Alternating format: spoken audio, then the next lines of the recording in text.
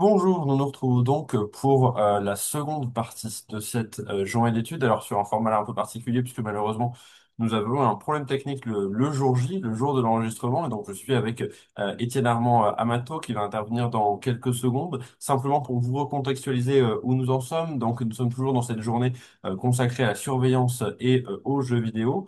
Les deux vidéos précédentes, c'est-à-dire celles qui correspondaient à la matinée, s'entendaient de la surveillance du jeu vidéo, c'est-à-dire la question de savoir comment le marché du jeu vidéo et le jeu vidéo en lui-même peut être régulé, notamment sur la question des données.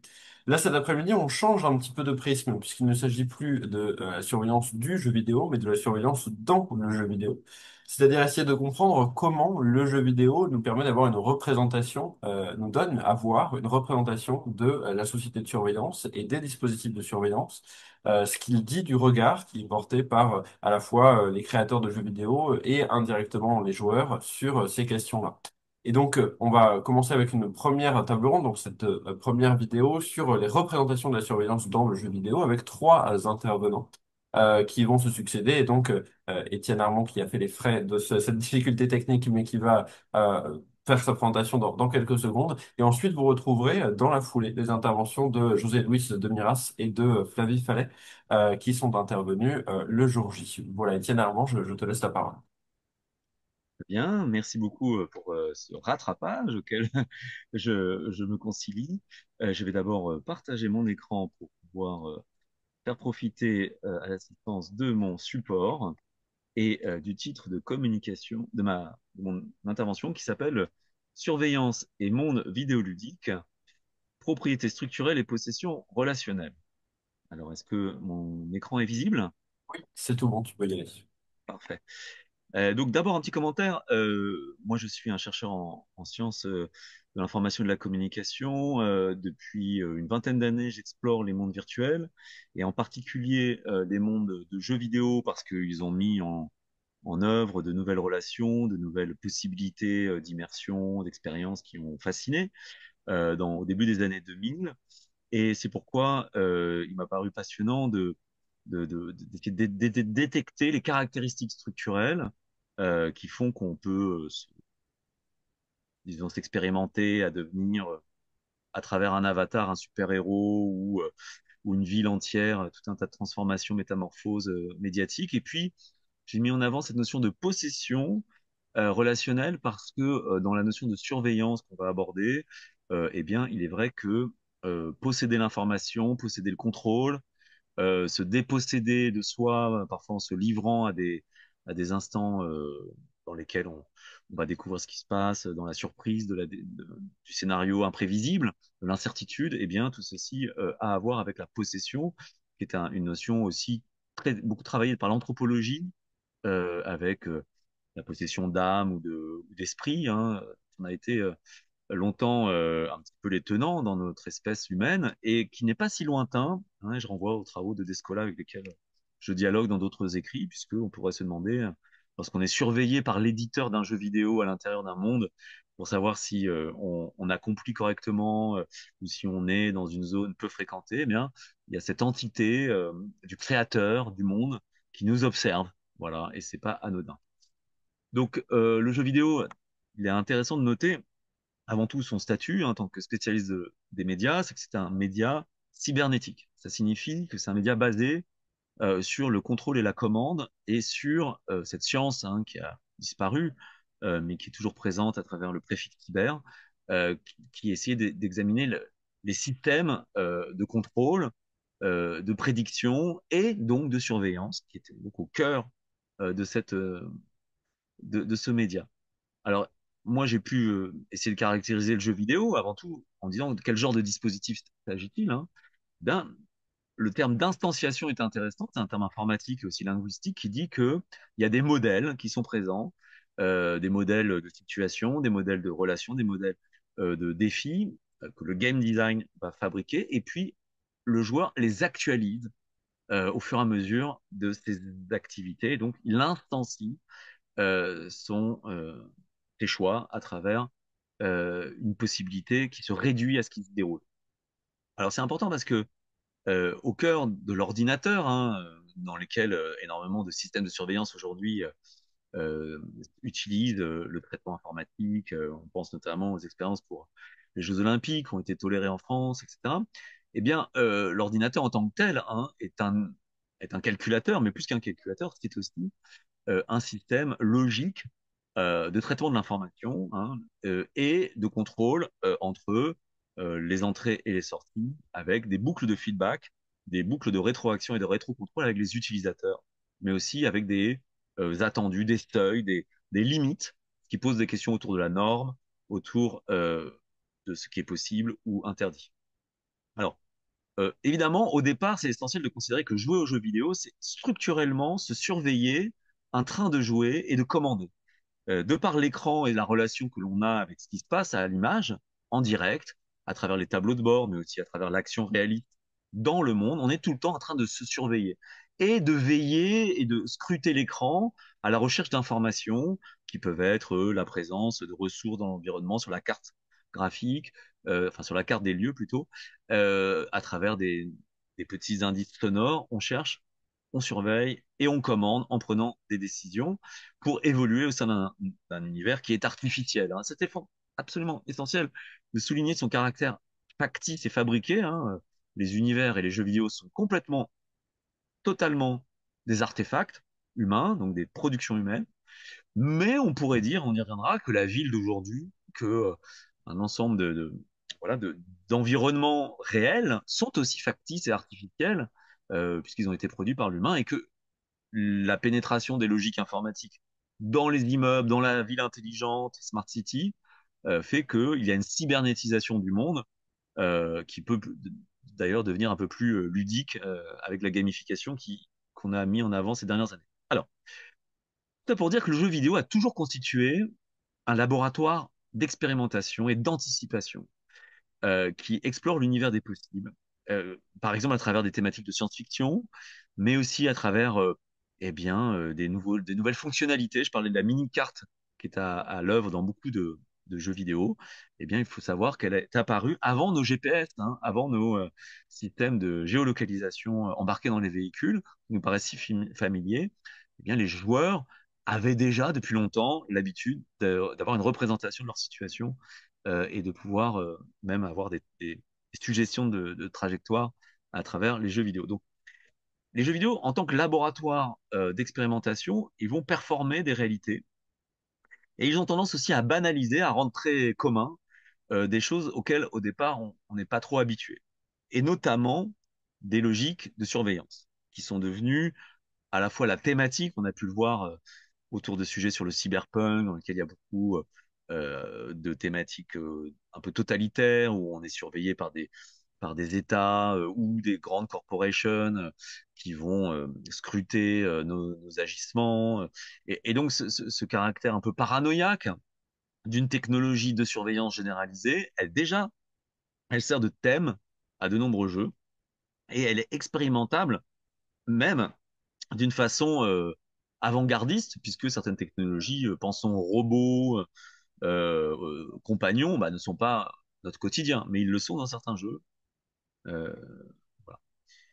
Donc, cette banalisation peut arriver, et les jeux vidéo, donc, de façon générale, pour résumer, impliquent nécessairement une activité de surveillance, des décisions, hein, comme disait Gilles Bougère, jouer c'est décider, et des interventions à des moments précis, hein, donc pas trop tard, pas trop tôt, et la question du temps. Nous avons mis en évidence qu'il y avait une interactivité de perception quand on maîtrise la caméra, qu'on bouge à gauche, à droite, et puis qu'on active des capteurs parfois, que ce soit la carte ou des senseurs ou des jauges qui indiquent comment agir. Et donc l'autre partie, c'est l'accomplissement. On agit et on réalise des actes avec son avatar, qui est la transfiguration de soi, le personnage que l'on manipule dans le jeu pour faire simple. Donc ça, c'est la boucle de gameplay qui a été théorisée très classiquement, notamment par Ubisoft à la base, hein, sur le Character Camera Control, hein. On a donc un personnage filmé et contrôlé, et on contrôle, selon les cas, le personnage ou la caméra, ou l'un ou l'autre, ou les deux, ça dépend. Donc évidemment, il y a la question du pouvoir, parce qu'on peut faire des choses, mais aussi, dans toute surveillance, la question du contre-pouvoir, on va y venir. Et puis, il y a la question de la compétence et de la capacité, mais aussi de la vulnérabilité. Alors là, j'introduis deux notions qui sont un peu plus éloignées dans en apparence, mais il faut savoir que quand on joue, on n'est pas tout puissant, sinon il n'y aurait pas d'intérêt, on réussirait tout de suite. Hein. Donc il y a toujours des obstacles, il y a toujours des choses qui résistent dans l'activité ludique, et puis on a toujours des failles, des faiblesses, des talons d'Achille dans lesquels il n'y aurait pas de défi, hein, pas de difficulté. Alors l'avatar, j'en suis le spécialiste depuis 20 ans, j'y travaille, c'est un vecteur d'existence pour habiter un autre monde, et comme on dirait un outre-monde, hein, un monde au-delà du nôtre, qui n'est pas le mortel, mais qui est un monde imaginaire, un monde parallèle.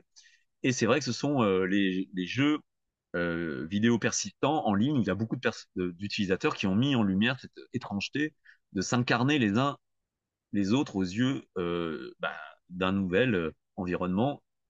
Alors, vidéosurveillance, télé-réalité et télé-virtualité, ça, c'est deux notions intéressantes à réintroduire, parce que la télé-réalité, hein, c'est le fait, vous vous souvenez, hein, avec la télévision, d'avoir des personnes qui sont enfermées et qui sont constamment sous l'œil d'une caméra rediffusant ou pouvant scruter leurs faits et gestes, hein, avec un dispositif complexe. Bon. Alors la télévirtualité, hein, c'est un terme qui peut paraître un peu ancien ou que certains ne connaissent pas. C'est un petit peu l'équivalent au sens où c'est à la fois le fait d'être présent à distance, la téléprésence, hein, et puis aussi le fait de pouvoir être euh, l'objet de surveillance. Alors, c'est une thématique très importante depuis les débuts du multimédia. On pourrait faire l'archéologie de cette thématique. Je vais donner que quelques exemples. 18h39 de Frank Beau, c'est un CD-ROM de 97 où une photo d'une agression est décomposée en petits carrés et fait l'objet d'une investigation pour aller voir les indices et comprendre ce qui s'est passé. Expérience 112 d'Éric Viennot 2007, 10 ans plus tard, expérimente une sorte de système de vidéosurveillance à l'intérieur d'un centre scientifique pour essayer de comprendre ce qui s'est passé de mystérieux. Et puis, je vais parler rapidement de trois expériences d'immersion prolongée dans un monde massivement multijoueur, un MMORPG, enfin, trois différents mondes, avec Claire Sistac, qui est une artiste chercheuse et performeuse. Alors, je suis aussi ancré dans l'Observatoire des mondes numériques en sciences humaines, qui a expérimenté, qui a c'est-à-dire fédéré des recherches sur les jeux vidéo autour des années 2000. Donc, on a plusieurs membres dans la journée qui en font partie, dont Esteban Gined et d'autres. Donc, ceci pour vous dire que, voilà, un exemple d'une interface qui met en scène des outils à la fois d'investigation, d'enquête, d'analyse médiatique, à la façon d'une police scientifique, hein, et qui montre comment le multimédia devient un jeu d'enquête, et souvent en tant que tel, et va, à la façon d'un Minority Report, hein, pour ce qui est du cinéma, décomposer, interpréter des indices. Et donc ça nous ramène à la transformation de captation en analytique, hein, en analyse et en data, en metrics, hein, comme on dirait aujourd'hui, donc des jeux de données qui peuvent être plus ou moins significatifs. Là, on a une capture d'écran de Expérience 112, dans lequel on a le plan des lieux avec les caméras de surveillance et leur champ visuel qui permettent de suivre la personne survivante d'une station scientifique et d'être un petit peu en poste d'opérateur de télésurveillance avec des filtres intensifiant la lumière ou l'infrarouge, etc. Et donc c'est très intéressant de voir que le rapport au monde que ces caméras vont offrir est un rapport non seulement un peu panoptique, mais aussi avec des zones d'impossibilité où on ne peut pas toujours tout surveiller, ça échappe au contrôle. Alors, on a aussi dans le monde, donc moi je pratique aussi la recherche-création. Hein, j'ai signalé mon appartenance à l'atelier INREV du laboratoire AIAC à Paris 8, qui est un laboratoire d'études artistiques, d'esthétique et sciences de l'art. Une expérience intéressante qui est une fête qui a été mise en place par Samuel Bianchini en 2011, dit Control Party, met en scène des gens qui vont être complètement traqués, tracés, pour être mieux profilés dans une fête de type boîte de nuit. À partir de leurs mouvements, de leur température, de nombreux capteurs dans la scène, ils sont interprétés pour savoir s'il faut intensifier la musique, augmenter la lumière, la diminuer, etc. Et à l'intérieur de cette expérience, deux artistes, hein, donc ici Lucille Haute, aujourd'hui maîtresse de conférence, et Claire Sistac, ont décidé de devenir des pirates, des interfaces parasites de cette expérience de tout contrôle, sachant que la fête, évidemment, en soi, n'est pas un lieu de contrôle, c'est un lieu de lâcher prise. Hein. C'est pour ça que Samuel Bianchini l'avait choisi comme thématique, comme quelque chose de difficile à surveiller, bien que les forces de l'ordre essayent justement de. On va avoir la fête de la musique bientôt, ou des grandes fêtes comme les fêtes footballistiques, d'être très surveillées. Et donc, cette performance du Disorder Screen Control de ces deux femmes consiste à utiliser un lieu de surveillance pour le pirater. Comment? En étant des robots, en se faisant robots charnels, robots humains, pilotés par des avatars qui sont loin, qui sont dans Second Life. Et vous voyez ici un tout petit peu une image de Second Life dans lesquels donc on a des personnes qui vont leur demander d'aller à gauche, d'aller à droite, de danser au milieu du podium. Et donc on a une inversion complète des référentiels. Et pourquoi c'est intéressant dans cette conférence? C'est parce que euh, à toute situation de contrôle, il y a possibilité de piratage, bien sûr, on le sait, mais aussi quel est le référentiel principal? Est-ce que c'est celui de la personne contrôlée, observée? Est-ce que c'est celui enfin, de la force qui l'observe? Ou est-ce que c'est celui de d'autres entités ou d'autres forces qui essaient de déstabiliser le tout? Hein, donc, voir quel est le référentiel, là, j'en ai identifié trois. Ensuite, nous avons, pour revenir sur le fond de notre sujet, une notion qui est intéressante, c'est celle de captologie, hein, qui a été créée en 96 par le chercheur Fogg à Stanford, qui évoque, à partir des notions de technologie persuasive, euh, et aussi à une époque où on parle d'informatique pervasive. Alors la pervasivité, c'est le fait que ça puisse se disséminer n'importe où, dans la clenche de ma porte, il puisse y avoir un capteur pour voir si je suis stressé quand je rentre, pour savoir s'il faut me faire couler un bain, enfin, tout un tas d'informatique distribuée, de domotique. Et là, il parle carrément de persuasion, c'est autre chose. Le fait de vous amener à penser d'une certaine manière en captant vos habitudes et votre profil, hein, ce qui depuis, évidemment, 2003 n'a pas cessé avec les réseaux sociaux. Et donc la technologie n'est pas seulement un outil, mais c'est un média et un acteur social en tant que tel, ce qui est intéressant.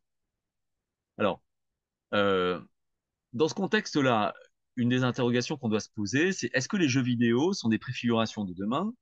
Est-ce qu'ils nous habituent à des réalités hyper contrôlantes, par exemple, hein? Alors, les interfaces diégétiques, ça veut dire simplement les interfaces qui ressemblent à ce que l'univers évoque. Hein, donc, si on est dans un monde de science-fiction, on va peut-être avoir, comme dans Fallout, un petit bras, un écran qui est scotché au bras de son personnage. Donc, ça, c'est ça, une interface diégétique, une interface qui appartient au monde. Et donc, ça, typiquement, hein, le fait d'avoir un computer sur l'avant-bras, qui est un peu une métaphore de nos smartphones, eh bien, est-ce que ça nous prépare? Parce que les gens qui ont joué à Fallout dans les années 96, avant que les smartphones se diffusent, se sont habitués à la présence d'un assistant numérique ou pas. Et est-ce que ça diminue ou est-ce que ça augmente notre puissance en temps réel dans ce contexte? Bon. Donc, habituation à la dystopie, ou au contraire, préparation, entraînement à au fait d'y résister. On pense à tous les jeux d'infiltration hein, qui cherchent à échapper à la surveillance. C'est toute une catégorie de jeux, les jeux d'infiltration où il faut justement réussir à ruser, à échapper au contrôle pour parvenir dans un lieu particulier. Hein. Il y a donc des théoriciens qui ont essayé de faire comme ça une mise en revue, le dictionnaire de résistance tactique, par exemple, qui essaie de mettre en lumière toutes les façons d'échapper au contrôle et de garder de la marge de manœuvre, de la liberté. Bon. Donc le jeu vidéo en tant que système de modélisation et proposant un récit en temps réel, évidemment, ils sont très souvent aussi en train de scruter l'utilisateur pour dérouler les suites en fonction de ce qui a eu lieu. Et dans beaucoup de jeux, selon la manière dont vous avez parlé à un personnage, eh ben, la suite en sera changée. Donc il y a aussi toute une sorte on pourrait dire de karma, hein, c'est un peu une métaphore, hein, parce qu'on est avec les avatars, on peut utiliser des termes un peu métaphoriques, mais un karma d'activité, d'attitudes qui vont avoir des effets dans le jeu, et comme quoi, certains qui pourraient croire être observés ou qu'il y a une sorte de voilà de dessin supérieur, une fatalité qui s'abat sur eux, n'ont pas tout à fait tort dans le cas des jeux vidéo. Et on pourrait aussi s'interroger sur le retour de la pensée magique que certaines pratiques de jeux vidéo peuvent susciter. Alors, là, quelques images du dictionnaire de résistance tactique, hein, avec une notion sont très en lien, hein, autour de la détection de modèles, autour du suivi, des mèmes, etc. Bon, voilà, ce sont des termes. J'ai un collègue qui me disait que ça avait un peu vieilli, mais pour ceux qui connaissent pas, ça reste toujours extrêmement intéressant, hein. Et très créatif aussi, hein, sur la manière de, voilà, un programme d'infiltration senso-linguistique. Enfin, il y aurait beaucoup à dire. Influence persuasive, dont on parlait juste avant.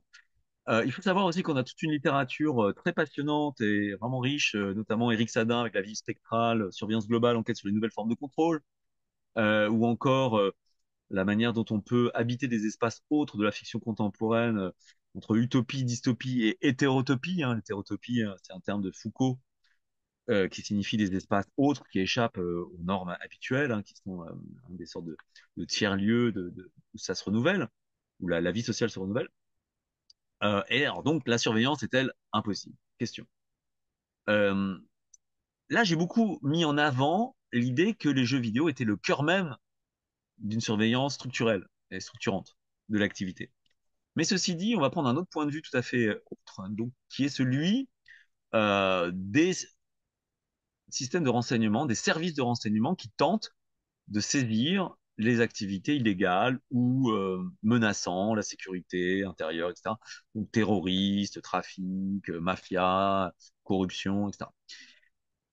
Et en blanchiment d'argent. Et en fait, ce qui est intéressant, c'est que nous avons un rapport, là, la note numéro 57, hein, qui est assez récent, de Valère Lobé et Théo Claverie, sur la difficulté qu'il y a, justement, contrairement à ce qu'on pourrait penser, malgré tout, à couvrir les univers virtuels de jeux dans lesquels des personnes appartenant à des organisations clandestines vont s'employer, vont s'incarner dans ces mondes, vont utiliser des avatars pour, avec un code linguistique, des messages codés, finalement, ne pas être sous la surveillance qui peut s'exercer sur leur smartphone et sur tout un tas de moyens classiques. Alors, c'est intéressant parce que ça montre que c'est très difficile à surveiller. Donc, autant c'est le lieu même de la surveillance, mais pour les services traditionnels, c'est pas si simple. De la même façon, l'ONU a fait une enquête en parution récente, hein, 27 décembre 2024, sur la manière dont les extrémismes, les fanatismes pouvaient s'exercer dans les espaces de jeu collectifs, hein, socialisés, hein, plutôt, dans lesquels les personnes sont un peu en vulnérabilité, peuvent être approchées, on peut avoir leur confiance et petit à petit les influencer. Et ceci est un sujet en tant que tel d'alerte pour espérer sensibiliser les personnes. Alors, ça, c'est le contrepoint. Maintenant, je vais détailler mon intervention sur les avatars un petit peu plus parce que euh, on sait que les avatars ont plusieurs caractéristiques. Le fait de créer une distance entre toi et les autres, hein, donc, comme ma question, c'est est-ce qu'on s'habitue à la surveillance ou est-ce que même on va se dire c'est normal d'être contrôlé, d'être fouillé, d'être suivi en permanence parce que je l'ai été dans les jeux vidéo. C'est pas si simple, hein, parce que finalement, l'avatar, c'est un vecteur d'existence dans le monde, mais c'est aussi un vecteur de réflexivité, c'est-à-dire c'est comme un miroir, hein, un miroir déformant. Donc c'est pas parce qu'un avatar fait quelque chose qu'on y adhère. Il y a une distance critique liée à la fiction d'une part et d'autre part au jeu, hein. On sait que c'est un jeu. Je sais bien, mais quand même, mais c'est un jeu, hein. Et donc il y a une médiation entre le joueur et l'objet jeu qui fait on tombe pas dans le panneau pour autant, hein. Cette réflexivité marque la capacité de prendre du recul et de se situer par rapport à des activités vidéoludiques. Et puis on a un chercheur comme Yannick Rompala, maître de conférence en sciences politiques, qui met en avant la grille de lecture intéressante de la fiction et qui s'appuie sur les capacités justement de l'utilisateur à pouvoir ne pas se confondre avec ce qu'il fait. Donc hein, il faut éviter ce piège de la panique morale sur le confusionnisme. Ah, puisque c'est dans le jeu, ça va devenir réel. Euh, donc un autre point, là, j'ai dit que je parlerais d'expériences d'immersion intensive dans lesquelles la personne a mis en place une autosurveillance, hein. Donc ça, c'est aussi un autre point, c'est que les acteurs peuvent eux-mêmes tracer leur activité, hein. Donc c'est à la fois le quantified self, c'est à la fois le fait d'enregistrer les traces des parties, de faire du Twitch, et donc de générer, de mieux contrôler une partie de son action. Là, ici, l'artiste qui a décidé d'explorer World of Warcraft en ayant un suivi scientifique, le mien et ceux d'autres personnes, eh bien, elle faisait des captures d'écran de son visage en même temps que ce qui se passait dans le jeu pour voir quand est-ce qu'elle était surprise, fatiguée, etc. Et puis, elle enregistrait ses émotions à travers des témoignages dans un journal de bord, etc. Donc, hein, sous-entendu, une des manières de contrebalancer éventuellement la surveillance qu'on subit, c'est de s'auto-surveiller. Alors évidemment, ça peut amener à des paradoxes à la Cadic, Philippe Cadic, qui on se souvient dans Substance Mort, hein, en anglais Scanner Darkly, montre des personnages qui deviennent fous à force de s'auto-surveiller eux-mêmes pour exercer leur métier d'enquêteur en l'occurrence. Alors, l'autre point important, c'est que l'avatar cyber, dans ma terminologie, c'est un avatar qui est un personnage comportemental, donc une créature dans un monde Second Life, dans un monde où il se passe des choses de type action-réaction, dans un monde spatio-temporel avec une physicalité. Ça, c'est l'avatar cybernétique. Dans nos travaux, on a parlé de l'avatar hyper, qui est l'avatar hyper médiatique, qui est en gros celui des plateformes de réseaux sociaux, hein, Facebook, LinkedIn, TikTok, etc. Donc, cet avatar hyper, c'est un agrégat de documents et de vidéos. Et c'est un peu, on va dire, le profil, pour le dire autrement, c'est le nom habituel, c'est mon profil. Euh, alors, ce qui est intéressant, c'est que je vous renvoie à un documentaire qu'il faut absolument voir qui s'appelle l'avatar. Ah non, comment il s'appelle exactement?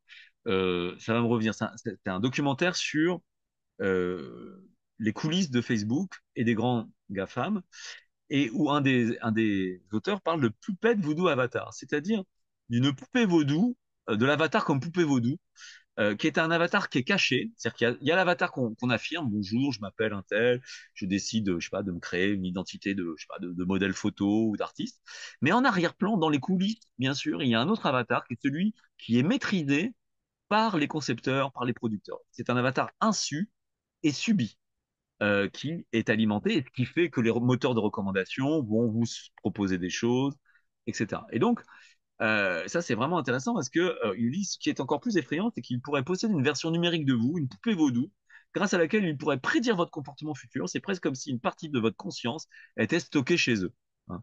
Donc, pour essayer de comprendre ce que je veux dire, c'est qu'il y a un avatar hyper médiatique, un agrégat de photos, de commentaires, de posts que l'on a géré, que l'on design soi-même dans un design d'identité, comme dirait Dominique Cardon, le sociologue, dont on est le maître. Mais en arrière-plan, il y a un autre avatar qui est caché en coulisses et que contrôle ou que peuvent contrôler, ou en tout cas influencer certaines forces, notamment commerciales. Mais on l'a vu ces dernières années, idéologiques de plus en plus. Donc là, c'est des images de ce documentaire qui explique un peu et qui met en scène, en fait, c'est vraiment voilà, qu'il y aurait carrément un QG avec des gens debout qui suivent les aventures d'un jeune homme, hein. Le documentaire s'appelle le Social Dilemma, le dilemme social, et il est disponible intégralement en ligne si pour ceux qui veulent le voir. Voilà, 2022, Social Dilemma. Et puis on voit comment chacun est dans sa petite cage, dans sa petite bulle, surveillé par le panoptique central, hein, par le grand contrôleur, mais en sachant qu'il y a des liens et des dynamiques interpersonnelles entre toutes ces personnes, hein, sur le profil de ces plateformes. Alors, là, c'est une petite image pour essayer de concrétiser mon propos qui doit paraître bien compliqué à ceux qui le découvrent. D'un côté, le personnage dans un monde virtuel, donc un vrai personnage qui a un corps, qui prend des dégâts, des blessures, qui a des possessions, qui court, qui vole. Bon, donc c'est le personnage avatar cybernétique. Et puis de l'autre, toutes les statistiques qu'il y a à son propos, parce que même dans les mondes virtuels réalistes, il y a des statistiques, on peut arrêter le jeu et aller, par exemple, là, récemment dans Clair Obscur Expédition 33, bah, voilà, on a la fiche de son personnage avec plein de statistiques, et ça ressemble plutôt à un avatar hyper, au sens où c'est des bases de données reliées, et c'est pas un être comportemental, c'est la partie un petit peu statistique et data et metrics. Donc ça, c'est les deux aspects. Dans mes apports pour la conférence, je voulais parler brièvement d'un jeu de rôle qui explore les questions de la surveillance qui s'appelle Eclipse Phase, qui est un jeu de rôle qui se déroule dans un des univers qu'on pourrait appeler transhumaniste, hein. Il se définit comme un jeu d'horreur et de conspiration transhumaniste qui se déroule en 2140 à peu près, et dans lequel les gens peuvent avoir tout ce qu'on imagine que le futur nous apporte, y compris changer de corps robotisé, etc. Et en fait, il existe un supplément sur lequel on pourra revenir, qui est un bouquin entier qui s'appelle Panopticon, panopticon, hein, comme le panoptique de Bentham. Benjamin Bentham, un théoricien qui a donc identifié les dispositifs de prise. Et dans ce éclipse phase, ce supplément n'est dédié que au système de surveillance. Alors, juste un exemple de fiche de personnage, hein, à droite, un personnage de contrebandier et à gauche, un personnage de pirate criminel, hein, donc qui est matérialisé par une nuée de nanorobots. Et là, on voit le côté statistique avec des caractéristiques qui définissent son intelligence, sa force, etc. Donc ça, pour les habitués du jeu de rôle, vous connaissez la feuille de personnage, qui est une sorte d'avatar hyper. Mais surtout, là, ce qu'on peut regarder, c'est le sommaire de ce supplément. On voit la démocratisation de la surveillance, la révolution de l'IA, la société de surveillance 2.0, page 19, et puis ils nous vont nous introduire à des termes, on verra, comme la surveillance. Hein. La surveillance, c'est le contraire de la surveillance, c'est une surveillance qui se fait, une surveillance qui se fait de la base de la population.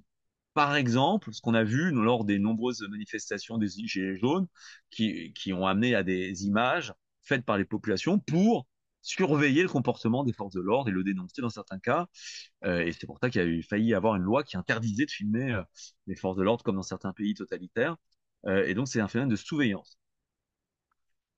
Si quelqu'un veut s'intéresser à une partie de drôle et à quoi ça ressemble, je recommande la chaîne YouTube de Samuel Zitterman, Zitterman, qui a fait plusieurs campagnes assez saisissantes de Eclipse. Et donc, surveillance, déveillance, un néologisme que j'invente pour donner l'idée qu'il y aurait des espaces sans aucune surveillance ni surveillance, donc qui seraient interdits, voilà, qui seraient des safe zones, des zones franches, libres. Et puis la question de la déviance hein, aussi, déviance versus déviance, hein, parce que la déviance c'est une réaction à la norme, hein, qui fait qu'on essaye d'exister et d'une certaine manière, plus les normes sont élevées, plus la surveillance est étendue et plus la déviance risque d'être la réponse. Hein. Alors avec ce terme est issu d'un article, un Surveillance and Cyberlogs, 30 ans de voyage empirique à travers des questions éthiques, politiques et légales hein, dans la revue Présence en 2005. Donc c'est un terme qui est très intéressant. Euh, qui est lié aussi à la question de la paranoïa. Il faut savoir que face à la surveillance généralisée, la réaction la plus commune, c'est la paranoïa. En sachant que la surveillance est une réponse à la paranoïa. Par exemple, quand on a peur que des couteaux soient introduits dans les collèges, eh ben, on met des portiques. Donc les politiques de surveillance sont à l'origine justifiées par la prévention des risques qui peut confiner dans certains cas à la paranoïa ou pas. Et à l'inverse, tout système de surveillance va entraîner des comportements paranoïaques de la part de ceux qui peuvent ne rien avoir à se reprocher ou avoir quelque chose à se reprocher, mais qui peuvent s'inquiéter d'être confondus, d'être fouillés, d'être interpellés, etc. Et là, vous avez ici un système de structurant un peu les couches de contrôle dans Eclipse Phase, avec une petite vidéo amusante, image de souris qui essaient de pirater un code pour s'en sortir parce qu'elles sont devenues intelligentes à force d'évolution. Alors, dans les imaginaires stimulés du futur, hein, en référence à l'ouvrage d'Ariel Kirou, hein, que j'ai sous la main, que je recommande, hein, c'est un penseur de la science-fiction, et Ariel Kirou nous propose donc un livre sur les imaginaires du futur. Et c'est vrai que le jeu vidéo stimule et met en œuvre concrètement, permet d'expérimenter ces imaginaires du futur, avec le culte de la surveillance versus un petit peu les métacultures des contrôles. Alors, qu'est-ce que c'est que les métacultures des contrôles? C'est un terme que je propose pour dire que c'est les cultures de la culture. C'est-à-dire, en gros, une capacité à prendre du recul sur nos normes culturelles pour voir quelles sont les philosophies du contrôle qui vont avec notre société, parce que tout le monde n'est pas occidental et on sait que le contrôle n'est pas le même en Asie, dans certaines sociétés hyper contrôlées, n'est pas vécu de la même façon. Donc, qu'est-ce que c'est que cette métaculture? Il va falloir réfléchir à la notion au rapport entre cybernétique et pouvoir. Hein. La cybernétique a beaucoup été contrôlée, critiquée et, euh, et même mise à l'index parce que ça ça ressemblait à un projet général de contrôle universel très angoissant. Et donc, comment introduire des contre-pouvoirs technologiques? Nous avons un enjeu pour l'avenir qui sera celui de l'encapacitation des publics à partir des pratiques médiatiques. C'est-à-dire comment, à force d'avoir fréquenté des mondes où je dois m'infiltrer, m'auto-surveiller, me contre-surveiller, surveiller les autres, etc. Eh ben, est-ce que j'ai acquis peut-être des compétences particulières pour faire face, pour faire valoir mes droits à l'image, au respect de mon intégrité, de ma confidentialité? Ça, c'est intéressant aussi à voir, ou au contraire, Est-ce qu'il y a une décapacitation liée à l'habitude, hein?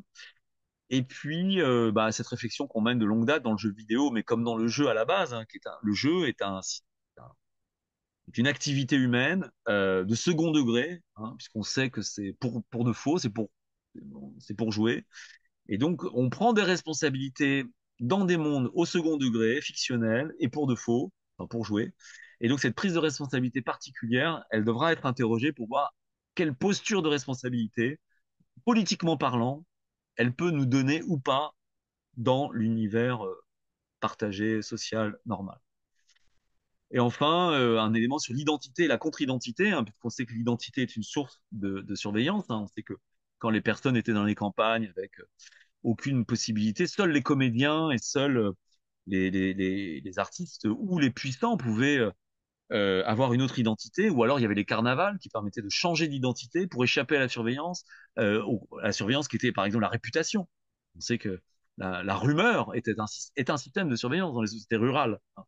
Et donc, les contre-identités, que ce soit le pseudonymat, l'avatar, voilà, les alter ego, les alias, les autres AK, sont des contre-identités, eh bien, est-ce que ça aide à déréifier, c'est-à-dire à déchosifier nos identités, qui sont souvent, hein, je ne suis pas un numéro, disait Patrick McGowan dans un célèbre série Le Prisonnier, et on sait tout l'enjeu au XXe siècle de la réification qui va de pair avec la déshumanisation. Alors, pour essayer d'aller vers la fin, on y est. Donc, peut-être une conclusion hors de cette, de ce diaporama que je vais réussir, je l'espère, à départager, ou à moins que tu puisses toi-même, depuis là où tu es, départager, ça m'arrangerait. Donc, une petite conclusion. C'est vrai que du point de vue de l'exercice des instruments de contrôle, des technologies de contrôle, nous avons une très grande palette de possibilités qui sont offertes par les jeux vidéo, qui sont constamment renouvelés, comment dire, les systèmes de type armada de drones qui vous survolent, des choses comme ça, les capteurs, les radars, énormément de technologies, les puces, dans les jeux vidéo, dans les jeux de rôle qui ne sont pas vidéo aussi. J'ai voulu montrer les clips face parce que c'est un peu une matrice encore plus, puisque là, on a juste à écrire quelques lignes pour faire exister les choses, il n'y a pas besoin de les programmer, et qu'il y a toute une interaction transmédiatique entre les jeux de rôle, le jeu vidéo, etc. Mais pour ce qui nous concerne, nous, en tant que chercheurs sur les médias de divertissement que sont les jeux vidéo, il nous semble profondément que la posture de soi avec les autres individus, le collectif, et aussi avec les superstructures que sont l'idéologie, les forces sociales, mais aussi les infrastructures que sont les systèmes techniques, eh bien, tout ceci a bougé.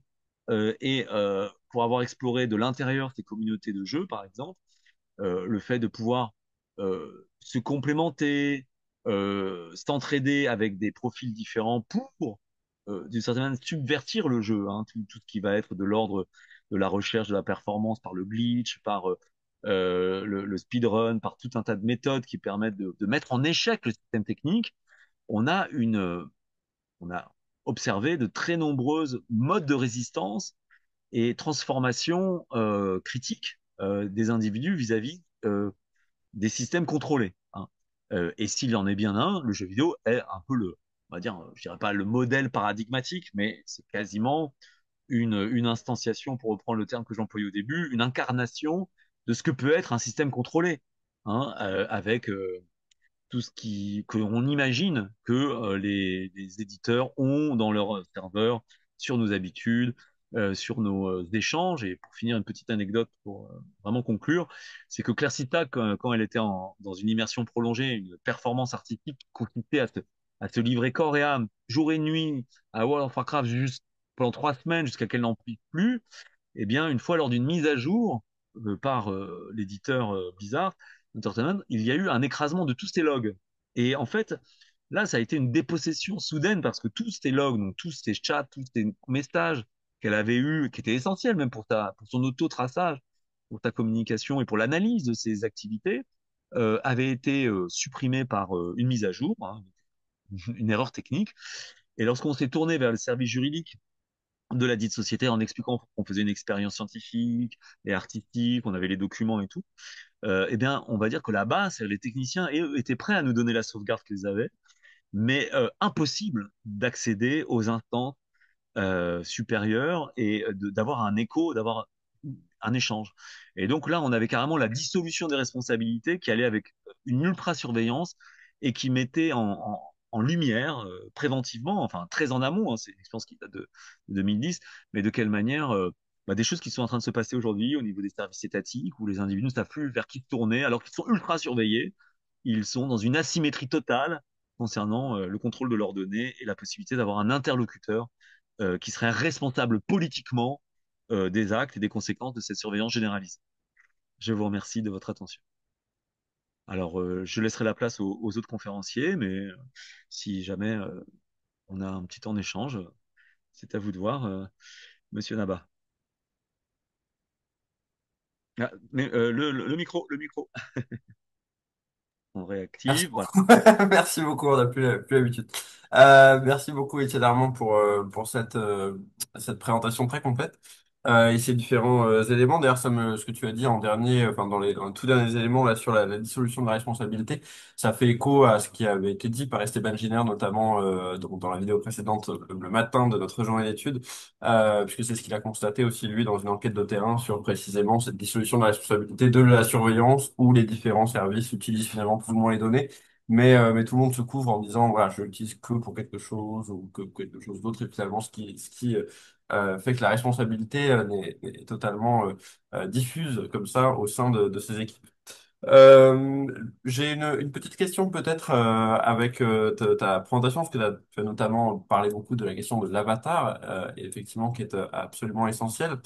Ça me fait penser au fait moi j'ai toujours été un peu surpris, en tout cas j'ai pas vraiment de réponse sur la différence qu'il peut y avoir entre certains jeux qui parlent de surveillance, si on reste sur ces questions-là, entre des jeux qui vont mettre un avatar fort avec une identité forte qui va du coup créer une distance avec le joueur. J'ai en tête par exemple, parce qu'on l'a évoqué, j'essaie de prendre l'exemple qu'on a évoqué lors de la journée d'études, j'ai en tête par exemple le jeu Dolos sur Best Future, qui est le jeu par le développeur montpelliérain là, qui était venu présenter leur jeu et dans lequel on incarne quelqu'un d'autre, qui est objectivement quelqu'un d'autre, qui a une identité propre, qui a son budget, qui a sa vie. Voilà, donc là on est vraiment totalement euh, distancé. Et puis des jeux au contraire où, comme l'extrême inverse, je pense, comme Paper Please, où là il n'y a pas du tout d'identité. C'est-à-dire qu'on est le joueur, il n'y a même pas de nom à rentrer, on ne rentre même pas un pseudonyme ou un nom qui permettrait de se distancier, on est directement, le premier écran du jeu, c'est bienvenue, vous êtes recruté, voilà, comme agent à la frontière, etc. Et donc ça, on est beaucoup plus saisi. Euh, Qu'est-ce que tu en dis de ça? Est-ce qu'effectivement, ces différents niveaux d'avatar, sans parler de l'avatar hyper dont tu as parlé, mais ces différents niveaux d'avatar, qu'est-ce qu'ils disent aussi, qu'est-ce qu'ils changent dans l'appréhension des questions de la surveillance? Ah, c'est une belle question, merci. Alors, effectivement, il y a les avatars que moi j'ai appelés les avatars prêts à jouer, qui sont dotés d'une identité externe forte et que l'on peut du coup caractériser et que l'on va interpréter à la façon d'un comédien qui connaît un petit peu voilà le profil, la bible de son personnage. Dans ce cadre-là, il y a effectivement une forte distanciation et puis on a un retournement au sens où principalement l'humain est au service de ce personnage et donc il en est l'interprète. Hein, il est comme le comédien au service de Don Juan en train de le jouer. Le cas, le deuxième que tu évoques, c'est celui où il y a une mise en situation et c'est finalement l'activité qui va construire progressivement en creux à travers la fonction, le rôle, le statut, qui va construire le profil identitaire, mais en lien avec une mission, un objectif, une activité. Et là, ça peut tourner de différentes manières par rapport à un troisième cas que tu n'as pas évoqué, qui est celui de l'avatar en son sens originel, qui est une créature que l'on a configurée soi-même, dont on a défini les paramètres bien qu'il y ait un ensemble de possibles limités, parce que voilà, il y a quelques métiers possibles, quelques personnalisations, on peut pas tout inventer, mais quand même, on en est l'auteur. Et donc, c'est un avatar fabriqué par le joueur lui-même, dans lequel la projection va se faire, ou en tout cas, le sentiment d'être auteur et donc responsable, l'agentivité n'est pas la même. Hein. L'agentivité, qui est cette notion de psychologie euh, correspondant au fait d'avoir le sentiment d'être à l'origine de ce qui se passe et d'avoir une efficacité sur ce qui se passe, hein. Bon, il faudrait croiser ça aussi avec les genres de jeux vidéo. Est-ce que c'est de l'aventure, de la résolution? Mais en gros, moi, par rapport à la question de la surveillance, je pense que moi, je travaille beaucoup sur la place que chaque média nous configure, et chaque type, chaque genre. Donc, c'est vrai que si on découvre une personnalité qui a déjà été définie, qui a été définie en dehors de nous, on va avoir à la fois une attitude d'enquêteur, puisqu'on va essayer de comprendre quels sont les ressorts psychologiques. Et très souvent, dans ce genre de situation, le personnage incarné a des secrets qui font partie du récit. Et on va découvrir peut-être que pourquoi est-ce qu'il a telle phobie ou telle motivation. On va comprendre mieux son histoire. Et donc, on se double soi-même en surveillant, enquêteur à la recherche d'indices du personnage lui-même, en plus de l'environnement auquel il appartient et dans lequel il évolue. Pareil pour lorsqu'on on est directement propulsé dans le cœur de l'action et puis qu'on doit agir en relativement de manière adéquate par rapport à quelque chose. Là, on essaye tout de suite de s'ajuster, hein. Donc c'est vrai que c'est l'histoire de l'ajustement, de s'auto-observer en train d'agir, de voir les conséquences de ses actes. Donc il y a une énorme activité de scruter, comprendre. Pour l'avatar créé par toi et dont on est l'auteur, c'est un petit peu différent parce que comme c'est une projection à l'origine, bien qu'il va occuper des places qui sont définies par le jeu, par le récit et par le système de jeu, hein, parce que selon le jeu, si c'est pas un jeu de déminage, je suis démineur, il faut que je, je désamorce des mines, c'est une fonction en tant que telle qui va définir la suite. Bon, on n'aura pas du tout le même rapport. Mais moi, ce qui me semble important de dire sur quel que soit le rapport, et j'avais envie de conclure là-dessus, et ta question me le permet, c'est quelle est la politique des identités euh, et comment peut-on affirmer euh, une certaine, un certain statut légal à ces identités fictives et vidéoludiques. J'ai travaillé avec Persista, qui nous sommes les porteurs d'un projet qui s'appelle Avatar Alert, l'alerte des avatars, où on part du principe que les avatars sont devenus des entités en soi qui nous parlent comme si nous étions juste des êtres à leur service, justement, comme dans le premier cas. Et comme ils appellent les humains les porteurs. Parce qu'en fait, voilà, c'est des avatars qui utilisent des humains, puis s'il y en a un en a assez de jouer avec lui, il va chercher un autre. C'est un peu comme les mêmes de Dawkins qui cherchent à s'incarner avec des gens qui le reproduisent. Et donc cette histoire d'inversion, nous on a joué de cette expérience de l'esprit artistique et conceptuel et philosophique, hein, pour essayer de montrer en quoi on pouvait considérer les avatars au sens général, hein, ou peut-être demain les robots, peut-être nos objets techniques, hein, de façon générale, soit comme des purs instruments jetables qui n'ont pas spécialement d'intérêt, soit comme des êtres, des quasi-êtres. Alors des quasi, hein, pas quasi, ça veut virtual reality à la base, ça voulait dire réalité quasi, hein, presque. Donc des presque êtres, des quasi quelque chose entre l'objet et le sujet, et qui donc sont éligibles à une certaine qualité ou un peu comme les personnes morales pour les fleuves et les forêts en écologie, hein. Et pourquoi est-ce que j'irais aussi loin? Parce que c'est pas les mêmes enjeux hein, que les forêts ou les espèces ou voilà des biotopes qui ont toute légitimité incontestablement à revendiquer des droits, à persister, à exister hein, pour lutter contre les écocides. Mais si on attribue aux avatars, aux identités, si on définit une vraie politique des identités à travers la question des avatars notamment, c'est une question qui est un peu dans la pop culture qui est compréhensible, on va pouvoir aussi, par exemple, éviter ces accidents de considérer, voilà, toute production textuelle qui est faite à travers un avatar est rattachable à l'avatar comme à la personne qui l'a manipulé. On peut imaginer les passations d'avatar, parce qu'un avatar, c'est une histoire, ça peut même devenir une œuvre, après des centaines d'heures de jeu, de personnalisation. Ça devient un être singulier, qui n'est pas un être vivant, mais qui est un être technique, bridé de vivant, et qui a donc certaines singularités qui, du point de vue du droit, devraient être étudiées. Parce que finalement, moi, je suis tenant en tant que chercheur d'avoir identifié, examiné, étudié et de rendre au grand public un nouveau regard sur des sortes de nouveaux spécimens, hein, qui sont un avatar, c'est un mélange d'humains qu'il a piloté et puis de techniques de ceux qui l'ont conçu. Et donc, ces êtres hybrides technologiques, eh bien, quand on les détecte, quand on les repère, il est probable que du point de vue du vivre ensemble, du destin social, au-delà du caractère très abstrait, il faudrait très, très, très concrètement examiner les aspects légaux, juridiques, politiques, philosophiques qui vont avec, parce qu'on voit bien comment l'avatar, à notre insu, celui qui est forgé derrière les écrans, derrière les systèmes techniques, lorsque je suis un habitué d'une grande plateforme de vente en ligne ou d'un site de rencontre ou d'un site de discussion, donc cet avatar-là, il est une force qui est possédée par certains.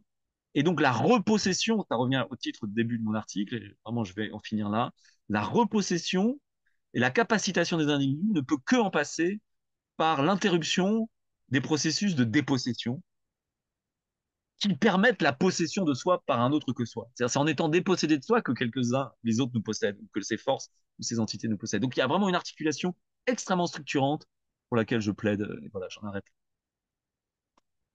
Merci beaucoup. Sur l'aspect juridique, effectivement, tu avais raison, une question très importante. Je crois qu'il y a quand même quelques écrits déjà maintenant dans la doctrine juridique sur la nature juridique de l'avatar, sur voilà, c'est des choses qui commencent à émerger quand même chez les juristes pour discuter de tout ça. Je serais ravi d'en savoir plus parce que c'est vrai que menant un travail de fond sur beaucoup de terrains, bah, c'est grâce à des partenariats et à des échanges comme le nôtre qu'on peut se tenir au courant de points extrêmement spécialisés, mais je suis très, très volontiers désireux d'en savoir plus. Très bien, je te propose on s'en tienne là Laissons pour la ton intervention. place, laissons la place aux camarades, C'est ça. hommes et femmes, qui viennent ensuite partager leurs pensées. Et merci beaucoup d'avoir imaginé cette situation dont on espère des rebonds et des suites fructueuses pour nos sociétés en évolution et si possible en émancipation. Volontiers. Complètement. Merci encore. Et puis donc restez, pour ceux qui nous regardent en vidéo là, restez sur la vidéo puisque juste après, c'est l'intervention de José Luis de Miras qui nous parlera de cette question de la représentation de la surveillance du jeu vidéo, notamment de la surveillance dans les jeux vidéo, pardon, mais notamment dans Bandersnatch, notamment de Netflix. Je voulais suivre ça juste après. Merci beaucoup. Merci encore, Étienne Armand. Alors, un exemple récent, c'est celui de The Operator, où on incarne un opérateur, un agent qui traque des suspects à l'aide de dispositifs numériques. Alors, l'interface du jeu simule en quelque sorte notre propre bureau. Notre PC devient le PC du jeu, comme si nous travaillions pour un FBI fictif. Nous avons accès aux applications, à un annuaire, une messagerie, bref, ce jeu met en scène une fiction du travail, un écran dans l'écran, et lorsque le PC du personnage se fait pirater, notre PC se fait pirater. Donc il y a toute une idée de corruption aussi dans ce type d'œuvre vidéoludique. Et en somme, ce que je disais précédemment, c'est que la frontière entre le réel et le virtuel est plus mince, même si bien sûr tout est illusoire. Alors, je vous montre une petite vidéo très rapide.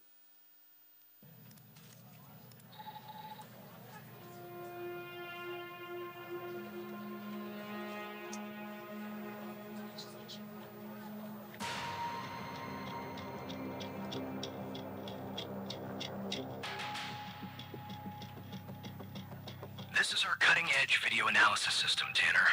Click on any relevant elements in the video to trigger an analysis. Go on, give it a whirl.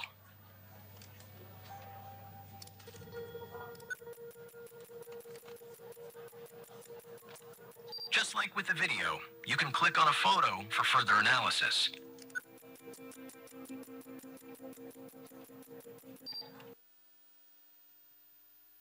Alors ensuite, un autre exemple qui fait partie des films interactifs en full motion vidéo des années 90, donc un sous-genre de film interactif.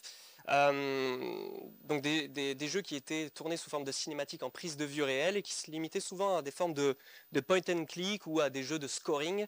L'un des plus kitsch qui simule également une activité de surveillance n'est autre que Night Trap, donc développé par Digital Pictures en 1992. Ce qui était intéressant, c'est qu'on y incarnait également un opérateur, un agent qui observe à travers un système de caméras de surveillance une maison où des adolescentes relativement stéréotypées en pleine pyjama party sont en danger. Donc ce qui était intéressant dans cette production, c'est que le gameplay consistait à passer d'une caméra à l'autre et à activer des pièges au bon moment pour les protéger. Donc il s'agit d'une activité de surveillance pure, on ne contrôle pas les personnages du jeu, on les observe et on intervient à distance. Le joueur devient un surveillant, un ange gardien, ou plutôt un voyeur qui assouvit sa pulsion scopique, son désir de voir les personnages. Donc là également, une petite vidéo.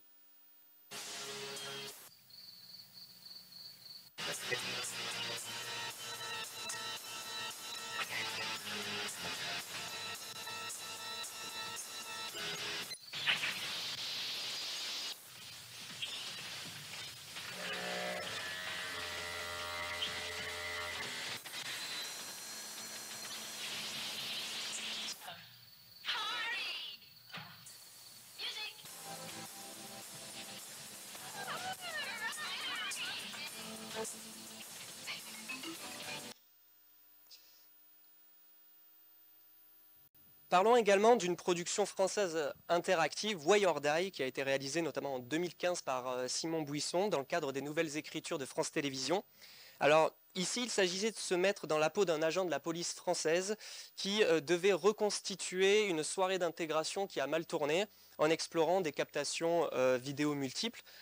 Donc l'idée dans ce gameplay, c'était de jouer entre les points de vue, les sons, les caméras, les vidéos prises avec des smartphones, avec des GoPros durant toute la soirée d'intégration pour reconstituer finalement cet événement.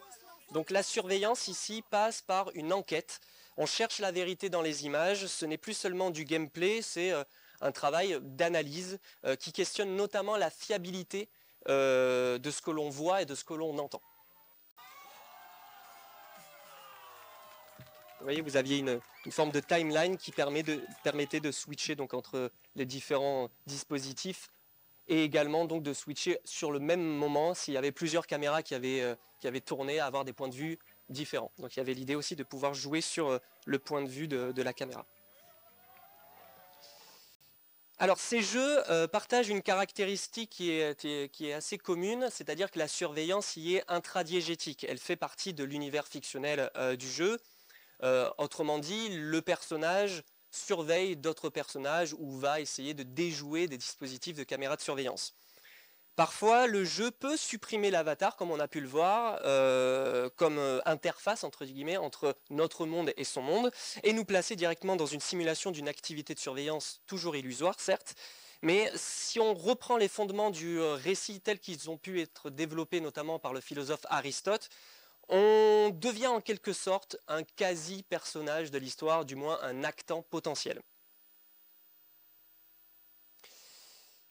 Les fictions actables, alors juste peut-être avant de vous parler des fictions actables, ce que je veux vous dire, c'est qu'il y a également un basculement quand la surveillance sort du cadre de l'histoire, c'est-à-dire où on va directement viser le joueur lui-même, où c'est le joueur qui est surveillé. D'où mon préambule un petit peu avec Metal Gear Solid, c'est notamment ce changement de paradigme que je veux vous présenter à travers donc, les fictions actables que j'ai pu développer dans le cadre de ma recherche. Donc les fictions actables, ce sont des fictions tournées de façon à ce qu'un dispositif informatique puisse nous permettre de modifier le déroulement de l'histoire à partir d'alternatives proposées, c'est-à-dire des choix. Et dans ces fictions, nous devenons des spectateurs. Nous sommes à la fois acteurs et spectateurs des effets de nos choix que nous pouvons par contre modifier puisque nous intervenons qu'à un seul moment du récit ou à plusieurs moments, mais pas deux fois.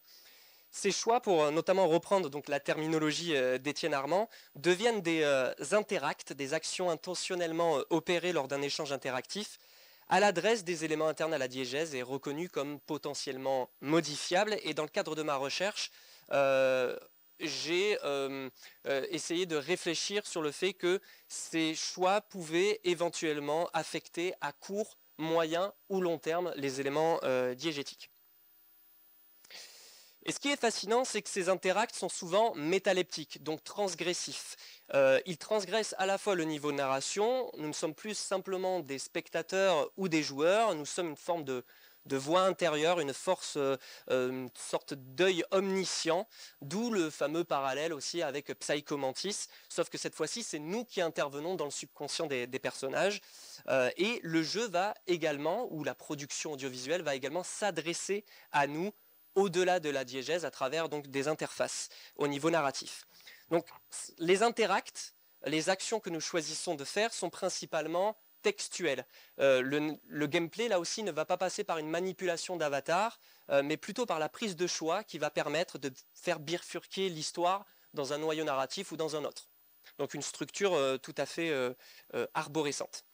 Et les fictions actables nous intéressent et nous interpellent souvent dès le paratexte, c'est-à-dire que les affiches de ces films ou de ces productions vidéoludiques, les slogans nous désignent comme étant les propres héros ou du moins les personnages d'une histoire dont nous sommes les héros. Les choix vous appartiennent, donc il y a plein d'éléments comme vous pouvez voir ici, les décisions vous appartiennent, sont vôtres.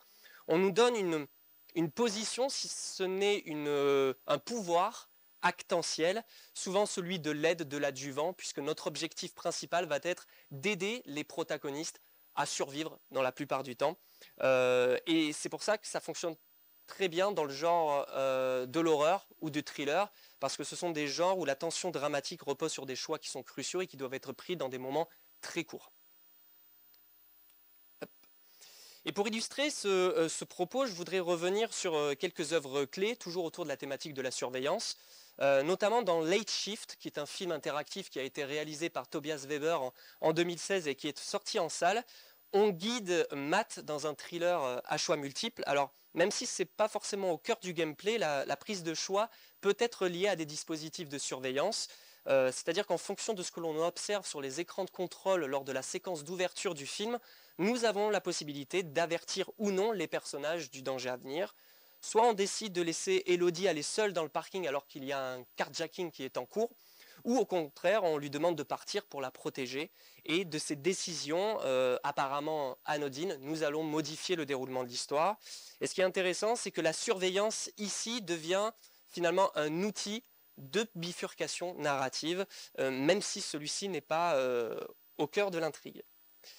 Je voudrais vous parler également d'Until Dawn, qui a été développé par Supermassive Games en 2015 et qui est d'autant plus original qu'il pousse la logique de la personnalisation encore plus loin. Je m'explique. L'horreur de cette série finalement interactive d'horreur, parce qu'elle est structurée en chapitres, l'horreur va se construire en fonction de nos choix, certes, mais surtout les traits du monstre et les éléments qui font peur, entre guillemets, dans cette fiction, vont évoluer selon les réponses que nous allons apporter durant des séances avec un psychologue qui sont disséminées tout au long du film. Donc, nos peurs deviennent celles des personnages, nous ne sommes plus forcément que des joueurs ou une présence psychique dans l'univers du jeu.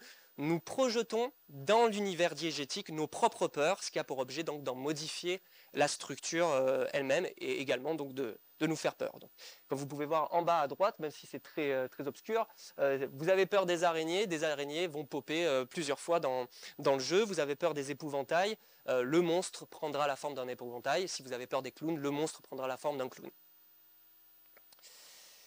Et enfin, l'un des exemples les plus aboutis, selon moi, et je viens juste d'apprendre qu'il n'est plus disponible sur Netflix, c'est Black Mirror Bandersnatch, réalisé par David Slade en 2018. Premier épisode interactif donc, de la série éponyme, qui est une réflexion sur le contrôle, la liberté et la surveillance mentale. En plus d'une structure arborescente assez complète et assez complexe, qui ressemble beaucoup à finalement une structure de jeu vidéo où on peut mettre en place des cheat codes pour réussir à obtenir des fins cachées. Ce jeu joue sur la notion de ce que j'ai appelé le palimpseste métaleptique. C'est ce fameux bout de parchemin sur lequel d'anciennes écritures qui ont été à peine effacées côtoient de nouvelles écritures, et vous avez à la fois les traces du passé et les traces du présent qui côtoient sur un seul et même document. Et le palimpseste métaleptique, ici, c'est le résultat des nombreux allers-retours que nous pouvons effectuer afin de prendre de nouvelles décisions. Sauf qu'à force de faire revivre la même situation au personnage, Stéphane, un développeur des années 80, ce dernier commence à ressentir qu'il n'est pas seul, qu'on le guide, il perçoit des effets de déjà-vu et de répétition, et ça va exacerber donc ses troubles mentaux. Alors ce faisant, en intégrant le rewind, donc le rembobinage dans l'expérience, nous ne jouons plus, nous surveillons, et lui, ce personnage, commence à le ressentir, il entend des voix, des pensées qui ne sont pas les siennes, il tente d'y résister, en vain, et la frontière entre nos deux mondes seront lorsque nous entrons directement en contact, enfin directement, bien sûr c'est illusoire, toujours, mais nous pouvons entrer en contact avec lui dans une des versions du film pour lui révéler que nous sommes les spectateurs d'une plateforme de streaming du début du 21e siècle et que nous le contrôlons. Alors je suis désolé, je n'ai qu'un extrait en version française, donc pour les personnes qui n'aiment pas le doublage français, désolé. Bordel de merde.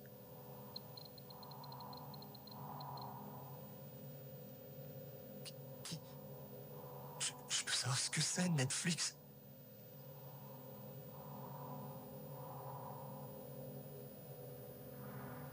Je suis sérieux, qu'est-ce que ça veut dire?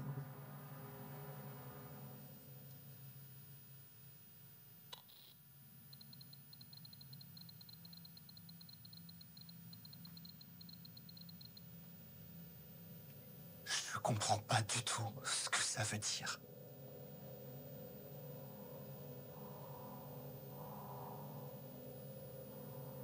Ça a absolument aucun sens. Vous pouvez pas me dire un truc cohérent?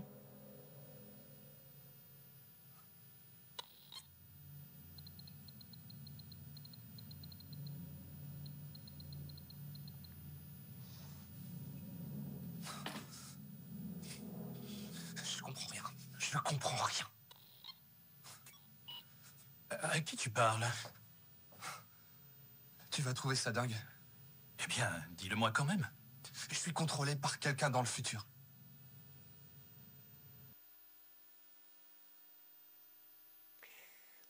Donc ce faisant,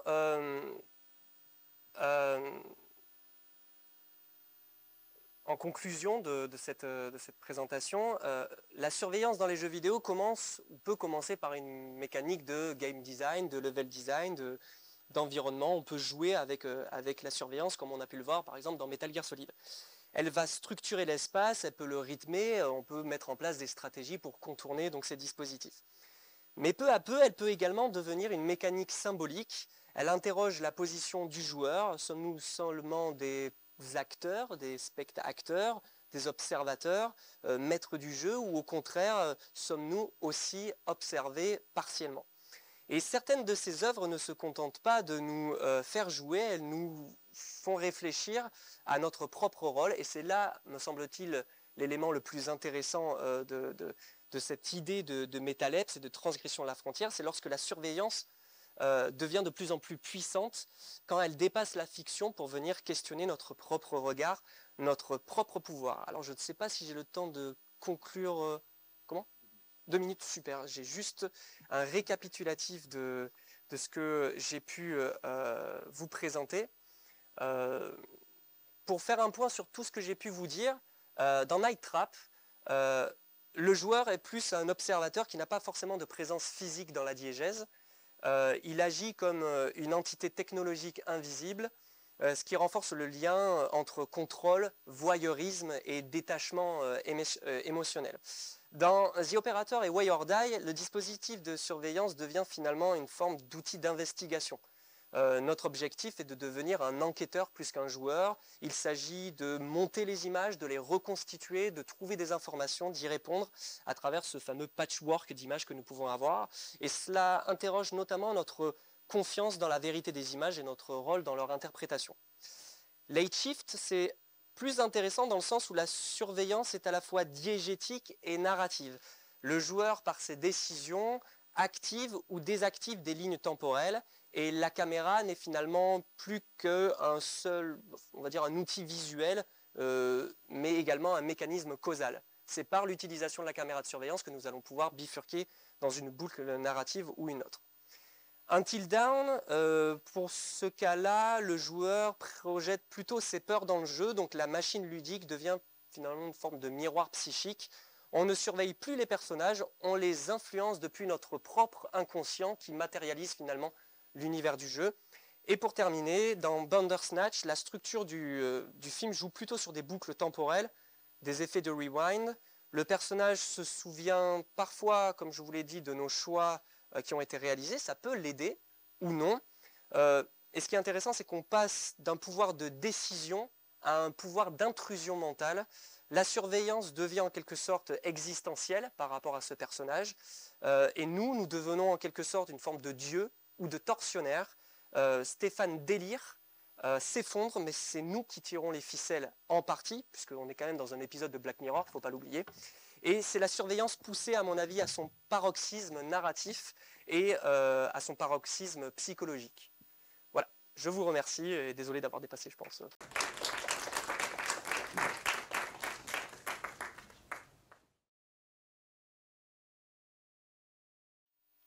Pour faire court, moi je suis Flavie Fallet, je suis doctorante en histoire et je vais vous parler rapidement de mes recherches parce que quand j'ai été contactée pour participer à cette journée d'études, j'ai tout de suite vu des liens que j'avais pas forcément explorés, donc qui me permettent aussi de nourrir ma thèse, donc c'est vraiment parfait pour ça. Merci. Donc pour évoquer les questions de surveillance et de contrôle dans le jeu vidéo, j'ai choisi de vous parler de Cyberpunk 2077. Et merci pour toutes les petites passes que vous avez faites. Ça va être complètement en lien avec ce que vous avez pu dire précédemment. Parce que je travaille dessus dans le cadre de ma thèse sur les questions de sexualité dans le jeu vidéo. Donc les questions de surveillance et de contrôle des corps sont vraiment aussi très importantes. Il y a énormément de choses à dire sur Cyberpunk. On pourrait y passer plusieurs mémoires de recherche, ne serait-ce que sur cette question de surveillance.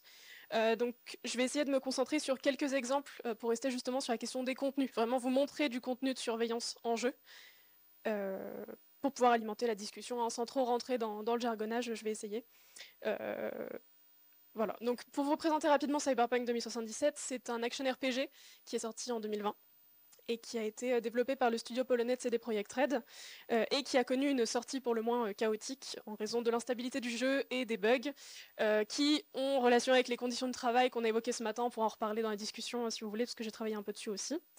Mais au-delà de ces problèmes, c'est aussi un jeu qui est salué pour ses grandes qualités narratives et pour la qualité de la construction de son monde, et notamment de Night City, dont on va largement parler. Pour résumer l'histoire, très simplement, on incarne V, un ou une mercenaire, à qui on va demander d'aller voler un éclat, qui est une relique, et le casse va très mal se passer, elle va être obligée d'insérer cet éclat dans sa tête, et en fait, il y avait quelqu'un déjà sur cet éclat, et donc on va se retrouver confronté à deux personnalités dans une même tête, et l'enjeu, ça va être d'essayer de s'en débarrasser, puisque la personne sur cet éclat est une légende du rock, mais aussi un militant anti-corporation, qualifié de terroriste dans le jeu, qui s'appelle Johnny Silverhand et qui est incarné par Keanu Reeves. Donc voilà, ça lance la grande aventure du jeu, dans cet univers-là. Et donc cet univers où la question de l'implémentation des technologies dans le corps et dans les esprits sont vraiment au cœur de la narration. Et c'est logique, hein, puisqu'il s'agit d'une œuvre du sous-genre du cyberpunk, dont on a déjà parlé, et je vais revenir un petit peu dessus, qui se prête vraiment à une étude au prisme des théories de la surveillance, puisque c'est un format dystopique qui s'appuie très largement sur les technologies, et on le sait, la fiction et surtout la science-fiction participent justement à ces théories de la surveillance. Elle tient une place prépondérante, hein, ne serait-ce que pour des questions d'anticipation, voire de conceptualisation du réel. Donc je vais vous présenter rapidement quelques petits exemples de contenu, et puis après je vais m'arrêter plus longuement sur deux exemples qui sont tirés de ce travail-là et qui vont largement puiser dans la boîte à outils foucaldienne, parce qu'elle est en lien avec mon travail principal qui est celui sur l'histoire des sexualités. Donc les liens sont vraiment très faciles à faire. Donc je vais vous parler de panoptique aussi, et de puces comportementales et de toutes les dérives qui peuvent y être associées. Voilà. Et je ne voulais pas montrer, mais évidemment, voilà la relique qui est le début de nos problèmes, et le merveilleux visage de Keanu Reeves qui nous accompagne pendant le jeu, qui nous réveille. Donc d'abord, le cyberpunk est évidemment un laboratoire pour la surveillance. C'est un sous-genre idéal pour en parler, pour au moins deux raisons. La première, c'est parce qu'on y voit des dystopies qui sont conçues comme des exagérations de notre propre réalité, où les grandes corporations ont pris le pouvoir au détriment des États qui ont tous quasiment disparu, ou qui y sont subordonnés en tout cas, et qui s'appuient sur un néolibéralisme vraiment triomphant, qui se nourrit de l'explosion des inégalités comme on l'a jamais vu. Et dans un deuxième temps, c'est aussi un espace marqué par l'omniprésence des technologies, produites par ces mêmes corporations qui dominent le monde, évidemment, et il est donc largement question de surveillance et de contrôle à partir de ces dispositifs-là. Dans le jeu, ça peut se traduire par plusieurs éléments, notamment par une organisation socio-spatiale structurée autour de la toute-puissance des corporations, et des autres organisations qui viennent en soutien, comme les gangs, je vais vous en parler juste après, qui disposent de plusieurs outils pour nous surveiller. Je les ai classés en deux catégories. La première catégorie, c'est les externes. Donc, c'est tout ce qu'on va déjà connaître, ce type caméra, dispositifs de géolocalisation, toutes ces choses que nous, on connaît déjà dans le réel. Mais il y a aussi de nouvelles technologies, alors qu'on voit dans d'autres œuvres de cyberpunk, mais notamment les danses sensorielles. Donc là, vous avez une capture de danse sensorielle, qui est en fait un espèce de dispositif d'enregistrement du réel qu'on va pouvoir revivre à travers de la VR et qui va superposer des couches, donc audio, vidéo, mais aussi, comment dire ça, sensoriel avec la question des zones de chaleur, etc. Et donc on va pouvoir vraiment surveiller dans le détail et revivre des choses que d'autres individus ont déjà vécues à travers ça. Et c'est aussi utilisé par des gangs en guise de représailles, j'aurai peut-être le temps d'en dire un mot, sinon on pourra en reparler plus tard. Et de manière plus classique, il y a aussi la question des piratages de terminaux informatiques pour essayer d'extraire des datas, voilà, pour les revendre. Donc là, c'est un petit peu la question du tournant économique de la surveillance et du contrôle qu'on peut prendre en compte, qui a été théorisé notamment par Hagerty et Ericsson. Mais ce qui m'intéresse du coup beaucoup plus ici, c'est la deuxième partie, les dispositifs internes. Donc ça va être des implants cybernétiques. Donc là, vous avez une fiche de personnage. Vous pouvez voir qu'on a quand même beaucoup d'implants possibles dans le jeu, puisque chacun, il y a plusieurs, on peut en acheter plusieurs pour chaque catégorie. Et donc ces dispositifs de contrôle vont passer aussi par le quotidien, en fait, puisque dans cet univers-là, tout le monde, quasiment, porte des cyberware. Et les personnes qui n'en portent pas le font pour des raisons politiques et militantes la plupart du temps. Et donc dans le jeu, ça se présente comme ça. Et je vais vous montrer un exemple plus précis. Je prends l'exemple d'un implant optique, Kiroshi, qui sert à ajouter des filtres d'analyse à la vue. Et donc ici, l'implant va permettre de zoomer et de mettre en surveillance des zones, des ennemis lorsqu'on va l'utiliser. Ça va pouvoir mettre en surveillance aussi les caméras qui justement nous surveillent pour pouvoir éventuellement intervenir et pour permettre une meilleure infiltration. Mais on va aussi aller puiser dans des informations donc de la police et des autorités pour pouvoir établir de profils des individus qu'on va regarder. Et notamment à travers le scanner. Donc là, ce que vous avez ici, c'est le scanner qu'on utilise en jeu et qui nous donne toutes les informations possibles en fonction de nos capacités techniques sur l'environnement, sur les individus pour pouvoir au mieux les appréhender. Et donc ça a un intérêt double à mon sens ici. D'abord, c'est des dispositifs de surveillance augmentée qui sont vraiment particulièrement efficaces.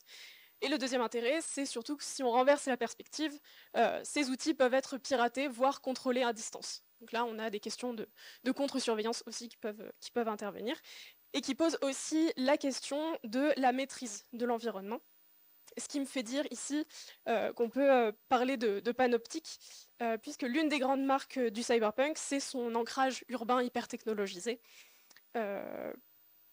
avec évidemment les caméras, mais on peut en faire aussi une lecture beaucoup plus complexe en matière architecturale et d'organisation socio-spatiale aussi, je l'ai dit, puisqu'il faut le rappeler, le propre du cyberpunk, c'est aussi de viser à l'abolition des frontières entre ce qui est public et ce qui est privé, du moins pour les strates inférieures de la société. Et les dispositifs de surveillance étant déjà omniprésents, jusque dans nos corps, seuls les puissants aussi peuvent a priori y échapper. Et en cela, l'architecture peut être intéressante à étudier puisque, alors comme le note Preciado, en s'appuyant justement sur Michel Foucault, elle fonctionne comme une matérialisation des rapports de pouvoir, mais aussi comme une machine d'extraction du savoir. Et c'est pourquoi il me semble qu'on peut faire une lecture panoptique de la ville de Night City en elle-même. Le principe est simple, hein, je le rappelle, c'est établi par Jeremy Bentham, mais ça a été repris par Foucault. L'architecture est organisée autour d'un dispositif central qui permet de voir sans être vu, et les personnes observées vont se sentir en permanence observées, même si le gardien ne se trouve pas dans la tour. Donc, ce qui va permettre d'organiser le contrôle social autonome de l'institution. Et donc, dans la ville de Night City, on peut se retrouver ce principe de la même manière à peu près, avec la Corpo Plaza, donc il se trouve en plein centre de la ville, qui est, je ne peux pas vous montrer, mais c'est en plein milieu de la carte, cette espèce de zone circulaire qui domine vraiment l'ensemble de la ville, où se situent en fait les sièges des corporations. Donc c'est un ensemble de tours qui sont arrangées de manière circulaire, mais qui, vu du ciel, n'en forment qu'une. Donc c'est ce principe-là de panoptique, d'une tour qui regarde ce qu'il y a tout autour. Et qui voient mais sans être vus parce que ces espaces-là ne sont accessibles qu'aux personnels qui travaillent dans ces corporations. Et on retrouve ça alors, dans une manière un peu détournée, mais je crois que ça fonctionne de la même manière, même si ce n'est pas circulaire, avec le front de mer Arasaka, donc, qui est une zone entièrement privatisée par la plus grande corporation du jeu qui est Arasaka, et dans laquelle on va retrouver, qui est spécialisée, il faut le préciser, cette corporation est spécialisée dans la sécurité et aussi dans l'armement militaire, ce qui va très bien ensemble. Et donc vous pouvez voir que cette zone-là, en fait, est construite avec des tours qui voient absolument tout. Et en haut à droite, vous avez un exemple de machine de surveillance, des espèces de super flics, qui est d'ailleurs intéressant de noter puisque les forces de police sont quasiment subordonnées à Arasaka puisque c'est elles qui lui fournissent le matériel. Donc on a vraiment un continuum entre les corpos, les autorités et ces questions de contrôle-là. Et donc pourquoi je parle de panoptique ici, c'est parce que, à mon sens, cet espace-là de zone de surveillance permet de surveiller les personnes qui sont autour de la zone, c'est-à-dire un quartier pauvre, très concrètement, et les ennemis qui pourraient, les ennemis ou les concurrents qui pourraient vouloir venir récupérer des technologies, essayer de les voler ou de les pirater, mais aussi qui fonctionnent comme un dispositif de contrôle interne, puisque ces dispositifs-là permettent de surveiller les travailleurs et de les punir en cas de pas de côté. Et donc si on en revient à Foucault, on peut ici dépasser la question du panoptique purement architectural, circulaire en soi, pour aller vers la question de panoptisme qu'il a déterminé dans Surveiller et punir, qui s'étend à tout dispositif possible de surveillance. Et dans ces exemples, les deux espaces ne peuvent être fréquentés que par les plus hautes sphères de la société ou les travailleurs à son service, qui surveillent l'extérieur, donc, mais qui se surveillent aussi mutuellement, ce qui est important dans ce contexte, conformément aux besoins de l'institution. Mais cette surveillance peut aussi s'appuyer sur d'autres moyens, et en déléguant ses missions à d'autres formes d'institutions vraiment au sens foucaldien, en dépassant le seul cadre de l'architecture pour aller se loger dans les corps. Et donc ça, ce sera ma dernière partie, et mon dernier exemple. Puisque Arasaka est une organisation légale, officiellement, mais elle travaille officieusement en étroite collaboration avec l'un des gangs du jeu qui s'appelle les Tiger Claws et qui domine l'un des quartiers du jeu, le quartier de Westbrook, où il va contrôler plusieurs établissements, et notamment des établissements de nuit, et en particulier le Clouds, qui est un club privé dans lequel vont officier des poupées, ou des dolls dans la version originale. Ces poupées représentent l'une des nombreuses catégories de travailleuses du sexe qu'on va retrouver dans le jeu, qui sont officiellement employées dans le club, mais qui en réalité beaucoup y travaillent par contrainte. Et la spécificité de ces travailleuses va se situer dans leur cerveau, puisqu'elles sont équipées de puces comportementales. Le principe est simple, des clients se présentent au guichet, se font scanner, il en ressort leurs préférences, leurs désirs, etc. Et à partir de ces données, on va leur attribuer les dolls qui vont le correspondre le mieux à leurs désirs. Voilà. Sur le principe. Le problème alors, c'est... L'argument pour la corporation, c'est de proposer une expérience utilisateur vraiment personnalisée. Mais le problème, c'est que cela repose sur une double exploitation. Donc, bien sûr, l'exploitation du gang, puisqu'à la différence d'autres travailleuses du sexe de cet univers, ce ne sont pas des travailleuses indépendantes, volontaires, etc. Elles le font vraiment sous contrainte. Et la deuxième exploitation, c'est celle de la puce, alors qui non seulement appartient au gang, mais qui surtout va prendre contrôle en fait de leur corps, puisque ces puces-là vont s'activer au moment de la séance, et à l'issue de la séance, va effacer complètement la mémoire sur la puce et donc les souvenirs de la dolls, ce qui pose évidemment problème puisque cela signifie qu'on ne sait pas ce qui se passe pendant ces séances et donc que cela encourage possiblement des violences de la part des clients, voire des scènes de viol aussi dont on parle directement dans la narration du jeu. Voilà, donc elles fonctionnent comme des technologies de genre, selon la définition de Teresa de Lauretis qui s'appuie aussi sur Michel Foucault. Oui, voilà. Dans la mesure où elle vise à la fois à prendre le contrôle des personnages, qui sont principalement des femmes et des minorités de genre, et aussi à les utiliser comme des objets de surveillance en leur retirant toute agentivité. Et cet exemple illustre aussi de manière extrême le dispositif foucaldien de surveillance, qui s'appuie donc sur la discipline, qui va combiner la docilité et la productivité des travailleurs, en l'occurrence. Poussé à l'extrême, puisqu'il s'agit ici de violences sexistes et sexuelles, et qui va viser à instaurer un nouveau régime spatial de l'ordre sexuel selon la géographie des sexualités. On a donc affaire à un pouvoir construit sur un continuum d'exploitation, de populations précaires par des gangs sur ordre des corpos qui ne sont pas inquiétés par les autorités puisqu'elles sont les autorités en réalité.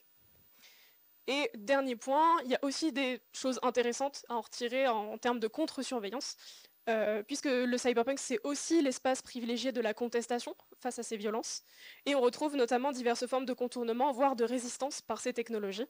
Je pense notamment à la mission Talking About a Revolution, où les travailleuses du sexe, enfin, précisément Tom Caldera et Roxanne Sumner, vont s'associer au personnage principal pour justement mettre un terme aux activités du gang et venger la mort d'une des leurs.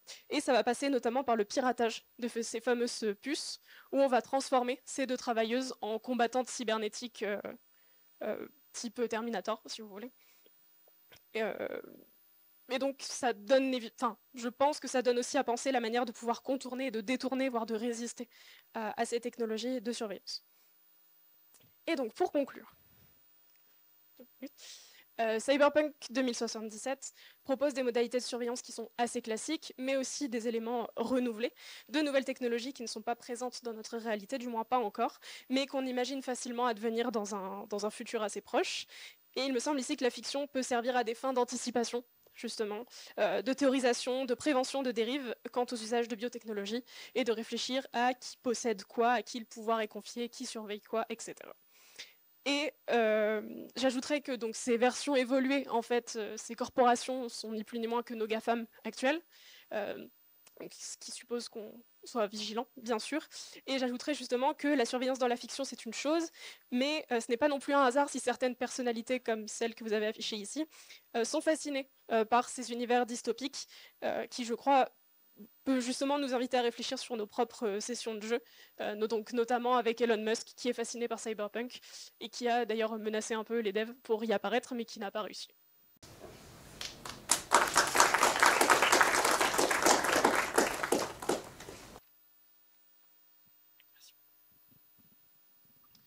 Merci beaucoup à nos trois intervenants pour ces présentations très, très stimulantes et intéressantes. Comme toujours, je vous propose de prendre la parole. Julien, ouais, si tu peux t'approcher pour... Oui, mais c'est pour l'enregistrement.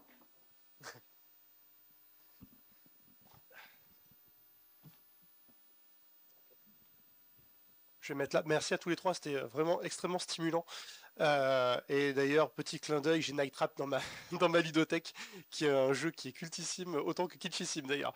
Non, j'avais une question pour Étienne, parce que c'était passé super vite sur la question de la déveillance, en fait. Et moi, ça m'intéresse en réflexion de fond. J'aurais bien voulu avoir ton avis sur la question. Il se trouve que, pour la petite histoire, à une époque, je donnais des cours de façon assez régulière en Chine, notamment à Shanghai, et là, on est vraiment sur de l'ultra-surveillance. Et ce qui est assez intéressant, c'est que j'ai pu observer des comportements déviants qui résultent de l'ultra-surveillance. J'ai par exemple vu des personnes qui se mettaient allongées sous une voiture pour fumer leur clope, parce que fumer dans l'espace public est interdit à Shanghai. Il y a des caméras de partout, reconnaissance faciale, tu perds des points de crédit social si tu es pris en train de fumer dans la rue. Donc il y a des gens qui se mettent en danger, qui s'allongent sous les voitures. Je l'ai vu de mes yeux vus. Je comprenais pas pourquoi d'ailleurs ils faisaient ça. On m'a expliqué, Julien, en fait, t'as rien compris, c'est parce que ces gens-là essaient de se préserver de la reconnaissance faciale, et donc ils ont des comportements un petit peu particuliers. J'ai vu des trucs bien pires que ça. J'ai vu des rodéos urbains en plein centre de Shanghai avec des comportements vraiment débiles où ils mettent en danger à la fois leur vie et l'intégrité physique d'autrui. Et là, pareil, je comprenais pas trop, mais en fait, pourquoi est-ce qu'ils font ça? On m'a expliqué, on m'a dit, en fait, Julien, tu vois, ces gens-là, ils ont plus de crédit social, donc en vrai, ils sont complètement marginalisés à la société, ils ont plus rien à perdre, on a créé des desperados, quoi. Donc, on voit les inefficiences qui peuvent résulter de l'ultra-surveillance. En même temps, il y a des lieux aujourd'hui de déveillance, en tout cas supposée. Notamment Telegram peut en être un lieu de déveillance où il y a tout un tas de gens qui considèrent que Telegram, en vrai, on peut faire tout et n'importe quoi parce que c'est une espèce de zone de non-droit où on peut tout faire. Et d'ailleurs, effectivement, il se passe tout sur Telegram. Voilà, pédocriminalité, trafic d'armes, etc. etc. Mais du fait du relâchement de la tension que peuvent avoir certains individus malveillants qui utilisent ces lieux où la surveillance supposée est très faible, ça permet à nos agents de renseignement, régulièrement en fait, d'infiltrer les réseaux et de les débusquer, de les démasquer, de les faire tomber.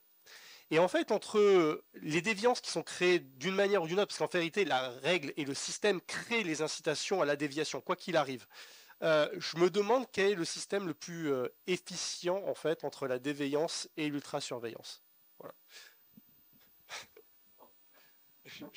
Quelle belle question. Non mais moi j'ai envie de te répondre du côté de la conception de l'individu et du social qui sous-tend toute opération de surveillance finalement. C'est que bon, cette nuit, j'avais pas très bien dormi, c'était la pleine lune, jusqu'à 4 heures du matin, j'avais des textes qui me venaient, j'ai failli faire une performance conceptuelle devant vous à laquelle vous avez échappé avec une série de nouveaux mots comme l'orthopie, la déveillance, etc. Et en fait, je concluais autour de la question de la source radicale, à mon avis, du désir de surveillance. Donc, alors, je sais pas, hein, qu'est-ce que vous en pensez? Pourquoi? Parce que la question que tu poses, c'est comment, entre la résistance, subvertir, plus tu es surveillé, plus tu vas aller sous la voiture, et puis à la fin, tu vas creuser, et puis quand tu seras sans surveillance, tu n'auras plus aucune limite, parce que tes limites, elles ont été externalisées, parce que c'est on t'a dit, il ne faut pas, mais donc, s'il n'y a pas de limite, bah, toi, tu n'en as pas, tu n'as pas intériorisé, et donc, tu as été désautonomisé. Hein. Et donc, tout ce débat, bon, moi, je propose juste la déveillance comme étant des zones où on lâche toute envie de scruter et de contrôler. Mais alors pourquoi est-ce qu'on veut autant surveiller? On pourrait dire pour le pouvoir. Mais en réalité, pour finir ma réponse qui ne veut pas être plus longue, la source radicale, selon moi, de toute tentative de contrôle et donc de surveillance en amont, c'est l'angoisse. De perdre, de mourir, d'être dépossédé. Et donc dans cette histoire, moi je veux vraiment insister sur la notion de possession et de système de possession. Là, quand je faisais référence au voodoo et à tout ça, c'est vraiment essentiel. Parce qu'anthropologiquement, on peut aller chercher du côté des techniques de possession et d'exorcisme. Hein. Donc bon, tant qu'on n'aura pas soigné ces racines-là, ma réponse elle restera très floue. Merci pour ces échanges. Il y avait une question par là aussi. Merci beaucoup pour vos interventions. Alors j'avais une question, puisque là la question était plutôt des dystopies et de la façon du coup dont le jeu vidéo et les fictions interactives permettent de mettre en scène la surveillance. Ce que j'ai remarqué dans les exemples que vous avez pris, c'est que pour l'essentiel, on est sur des exemples de surveillance qui se rapportent beaucoup à la surveillance politique. Maintenant, la surveillance que nous avons aujourd'hui et les quantités phénoménales de données qui sont prises sont avant tout de la surveillance économique. Alors on a un petit peu, j'ai l'impression ça avec Cyberpunk et l'exemple que vous avez choisi, mais est-ce que du coup vous avez dans les jeux vidéo ou même en utilisant le jeu vidéo, ou d'autres du coup médias interactifs, vu des exemples dans lesquels c'est la surveillance économique telle qu'elle est pratiquée actuellement qui est mise en scène, qui est, on va dire entre guillemets, qui voit son apocalypse, qui se voit être révélé. Je sais pas si l'un de vous trois. La question vous laisse perplexe.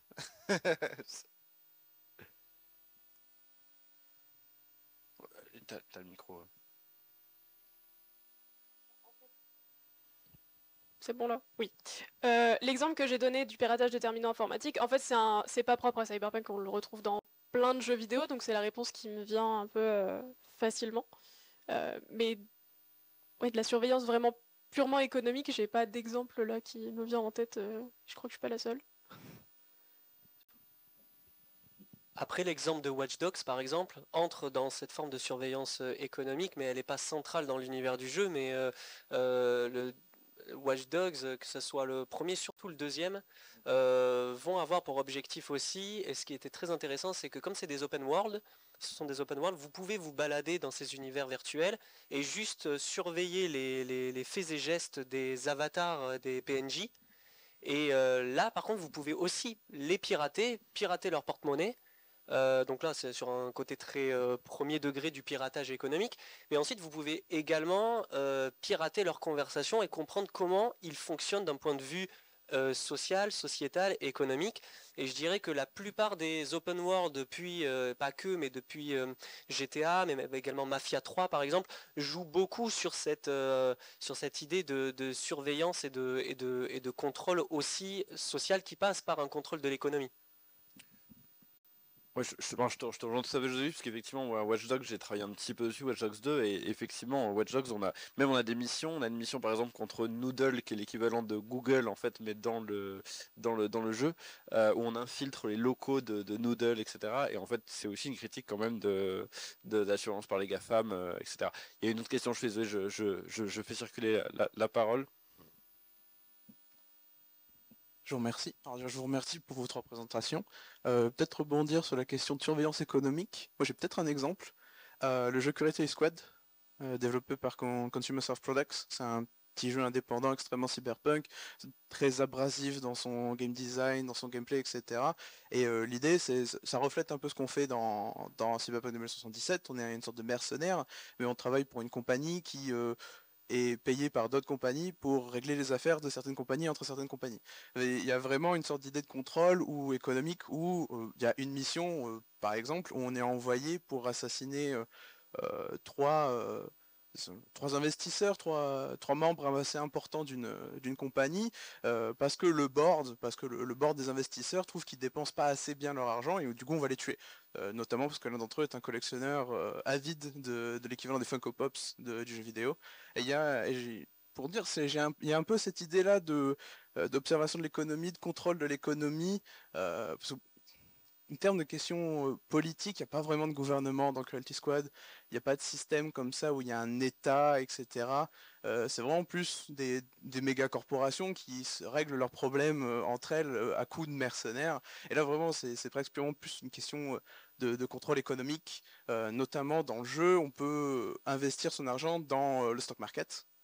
Et le jeu propose une amélioration cybernétique qui est à la frontière du divin, parce qu'elle nous permet de voir les évolutions du marché en avance pour pouvoir vendre acheter, etc. Donc peut-être une idée là ici du contrôle économique là-dedans. Mais bon, je voulais juste faire une remarque sur votre présentation, Flavie, notamment sur la question de corps, sur la question de transgression du corps, la cybernétique, etc. Quand j'ai joué à Cyberpunk 2077, il y a un personnage qui m'a beaucoup marqué, qui est Claire Russell, qui est la serveuse dans l'Afterlife, le bar principal, qui est une femme trans, ouvertement trans, qui en discute, etc. Et c'est notamment un des seuls personnages du jeu qui est exploré qui n'a pas de cyberware. Elle n'a pas de cybernétique, elle n'a pas d'interface sur elle. Elle travaille beaucoup dans la technologie, elle aime beaucoup les voitures. Elle a toute une suite de quêtes secondaires sur la course de rue, etc. Mais elle n'a pas de cybernétique. Et je pense que c'est un choix volontaire de la part des développeurs, mais je sais pas trop ce que vous en faites vous de cette idée d'avoir ce personnage du coup qui a repoussé un peu les limites de son corps par rapport à comment elle se ressentait, mais du coup qui ne va pas du coup s'intégrer dans la forme sociétale de ce qu'on voudrait être son corps, c'est-à-dire juste une boîte où de la cybernétique. Je pense que c'est justement ce que les devs ont voulu mettre en place, c'est de montrer un personnage qui a poussé la réflexion sur ce qu'est être un individu, peu importe selon son genre, etc. Je pense que c'est une volonté vraiment purement des devs de faire que ce soit ce personnage-là, précisément pour ces questions-là, qui soit, je crois, le seul personnage sans implant. Enfin, j'en vois pas d'autres, mais oui, enfin oui, tout ce que vous avez dit. Merci. Est-ce qu'il y avait encore des... Ah, tu voulais... Il serait difficile d'arrêter ce débat sans évoquer le fait que nous sommes dans un moment post-dystopique où à chaque instant de chaque jour, des nouvelles diverses et variées nous viennent qui annoncent que là où une police nationale avait exigé des manifestants d'être à visage découvert, elle encadre une manifestation de mouvements fascistes et ouvertement nazis qui justement, dès qu'ils sont désurveillés, hein, vous l'avez peut-être vu hier à Libération, ils ont été filmés dans la petite cour de l'immeuble où ils font leur commémoration d'un des leurs, et ben, ils ont tous levé la main sous forme de salut nazi. Et je pense que cette irruption politique à laquelle je ne peux pas échapper aujourd'hui, hein, dans le cadre précis, est essentiel parce que on a quand même très longtemps été dans un régime où on pensait des limites admises et que, bon, voilà, les débats sur la vidéosurveillance, ça. Mais là, les modèles chinois ou trumpistes ou autres qui s'annoncent, enfin, ou munskiens, tu n'as pas voulu le nommer, et ce qui se passe ici en France sont post-jeux vidéo, quoi. Donc, moi je veux dire au-delà de l'inquiétude démocratique, il y a à repenser les bases de notre sens commun. Et je salue l'initiative de l'Observatoire de surveillance, mais je me dis qu'un observatoire comme ça est balayé en un clin d'œil aux prochaines élections dans certains cas de figure qu'on imagine tous. Donc voilà, c'est juste, je ne pouvais pas quitter cette parole, enfin ce moment sans en parler, et on est tous très embêtés, quoi. Donc bon, je sais pas quoi en faire, mais en tout cas je voulais le dire. Je sais pas si vous partagez ou quelqu'un veut réagir parce que. Non mais merci effectivement pour ta réflexion et je pense qu'enfin effectivement l'Observatoire de la surveillance en démocratie on est tout à fait conscient de ça et justement on essaye de voilà les moments comme aujourd'hui ou d'autres moments permettent de quand même d'évoquer ça mais effectivement si on est réaliste on partage totalement ce constat. Pardon, je suis désolé, il y avait une dernière remarque, question, et puis je pense qu'après on va stopper et aller à la pause. Merci beaucoup déjà pour tous les trois pour l'intervention et vous précisément pour la dernière sur laquelle je vais rebondir sur quel est le discours politique de ces jeux vidéo et quel est l'intérêt politique du discours politique de mettre de la surveillance dans les jeux vidéo. Moi j'ai l'impression que quand Wired Eye sort, ça sort en effet par France Télévisions, il me semble que c'était Arte, mais France Télévisions, dans un moment où sur le débat public on parle de week-end d'intégration. Il y a une volonté de les interdire ou du moins de les réguler et de les sortir de là. Moi, je pense à un jeu qui est sorti récemment qui, je crois, s'appelle Not for Broadcast, mais je suis pas sûr. Mais où on incarne quelqu'un qui peut mettre des pubs à certains moments et en fait, ça va influer sur le vote de tel ou tel candidat politique. Au contraire, surtout pour éviter le fascisme, notamment. Moi, dans Cyberpunk 2077, quand j'ai fait mes études sur le jeu vidéo indépendant, les seuls que j'ai vus qui sont les gauchias extrémistes un peu cons étaient en mode ah, mais c'est super un jeu Cyberpunk, j'adore le Cyberpunk. Pourquoi c'est si lisse et dépolitisé? Pour autant, là, vous m'avez démontré que ce n'était pas tant le cas que ça. Quel est du coup le discours politique sur la surveillance? Pourquoi on en met et à quel but au niveau du joueur? Voilà, c'est ça un peu ma question pour tous les trois.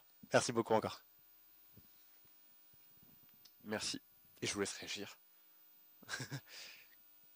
Question de discours politique derrière les jeux vidéo qui parlent de surveillance. Alors, concernant Black Mirror Bandersnatch, c'est induit par même l'esthétique même de la série, c'est-à-dire l'objectif étant de venir critiquer cet effet de contrôle, de manipulation, et donc il suffit de revoir le premier épisode de la première saison avec le ministre britannique pour se voir qu'il y a quand même un discours politique.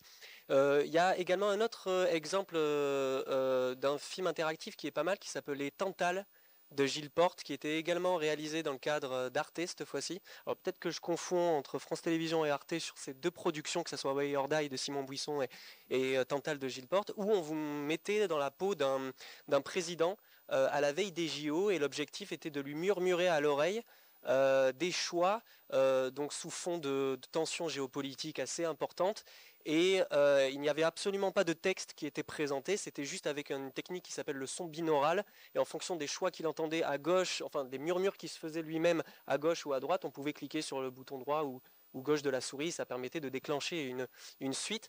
Et là oui, il y avait forcément, parce que c'était à la veille de l'élection de la France pour l'obtention des JO, donc il y avait aussi un discours qui était de on va jouer sur cet événement pour pouvoir servir la fiction. De là par contre à envisager, en tout cas je pourrais pas le dire vraiment, mais de là à envisager que ces productions tombent pile à ce moment-là pour servir un discours politique, et donc qui serait instrumentalisé éventuellement, ça par contre je pourrais pas vous le dire, mais j'ai pas de réponse exacte.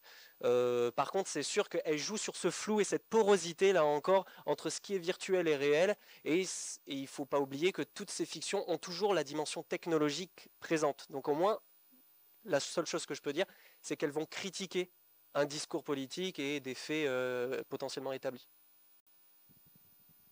On aurait tendance à penser que le ressort du plaisir ludique, c'est aussi la toute-puissance par exemple, d'être voyeur, donc la puissance de la pulsionscopie, comme on l'appelle, le fait de voir, le fait d'être dans une situation un peu démiurgique, quand on peut décider du destin de quelqu'un, donc c'est un peu à la fois vertigineux et angoissant, comme au bord d'un immeuble où on a le vide, et puis en même temps on va l'expérimenter dans un contexte assez safe, hein, parce qu'un jeu vidéo c'est quand même une simulation, c'est de la fiction, enfin il y a des degrés de safeitude entre guillemets ou de sécurité, et en même temps de l'autre côté, c'est vrai que ça peut donner envie de vivre ces ivresses-là, hein. Il y a quelque chose donc d'un peu tendancieux, mais tout de même, ça donne dans les mains de chacun, simple citoyen, un aperçu de ce qui peut être la posture des gens qui ont des capacités d'espionnage très fortes.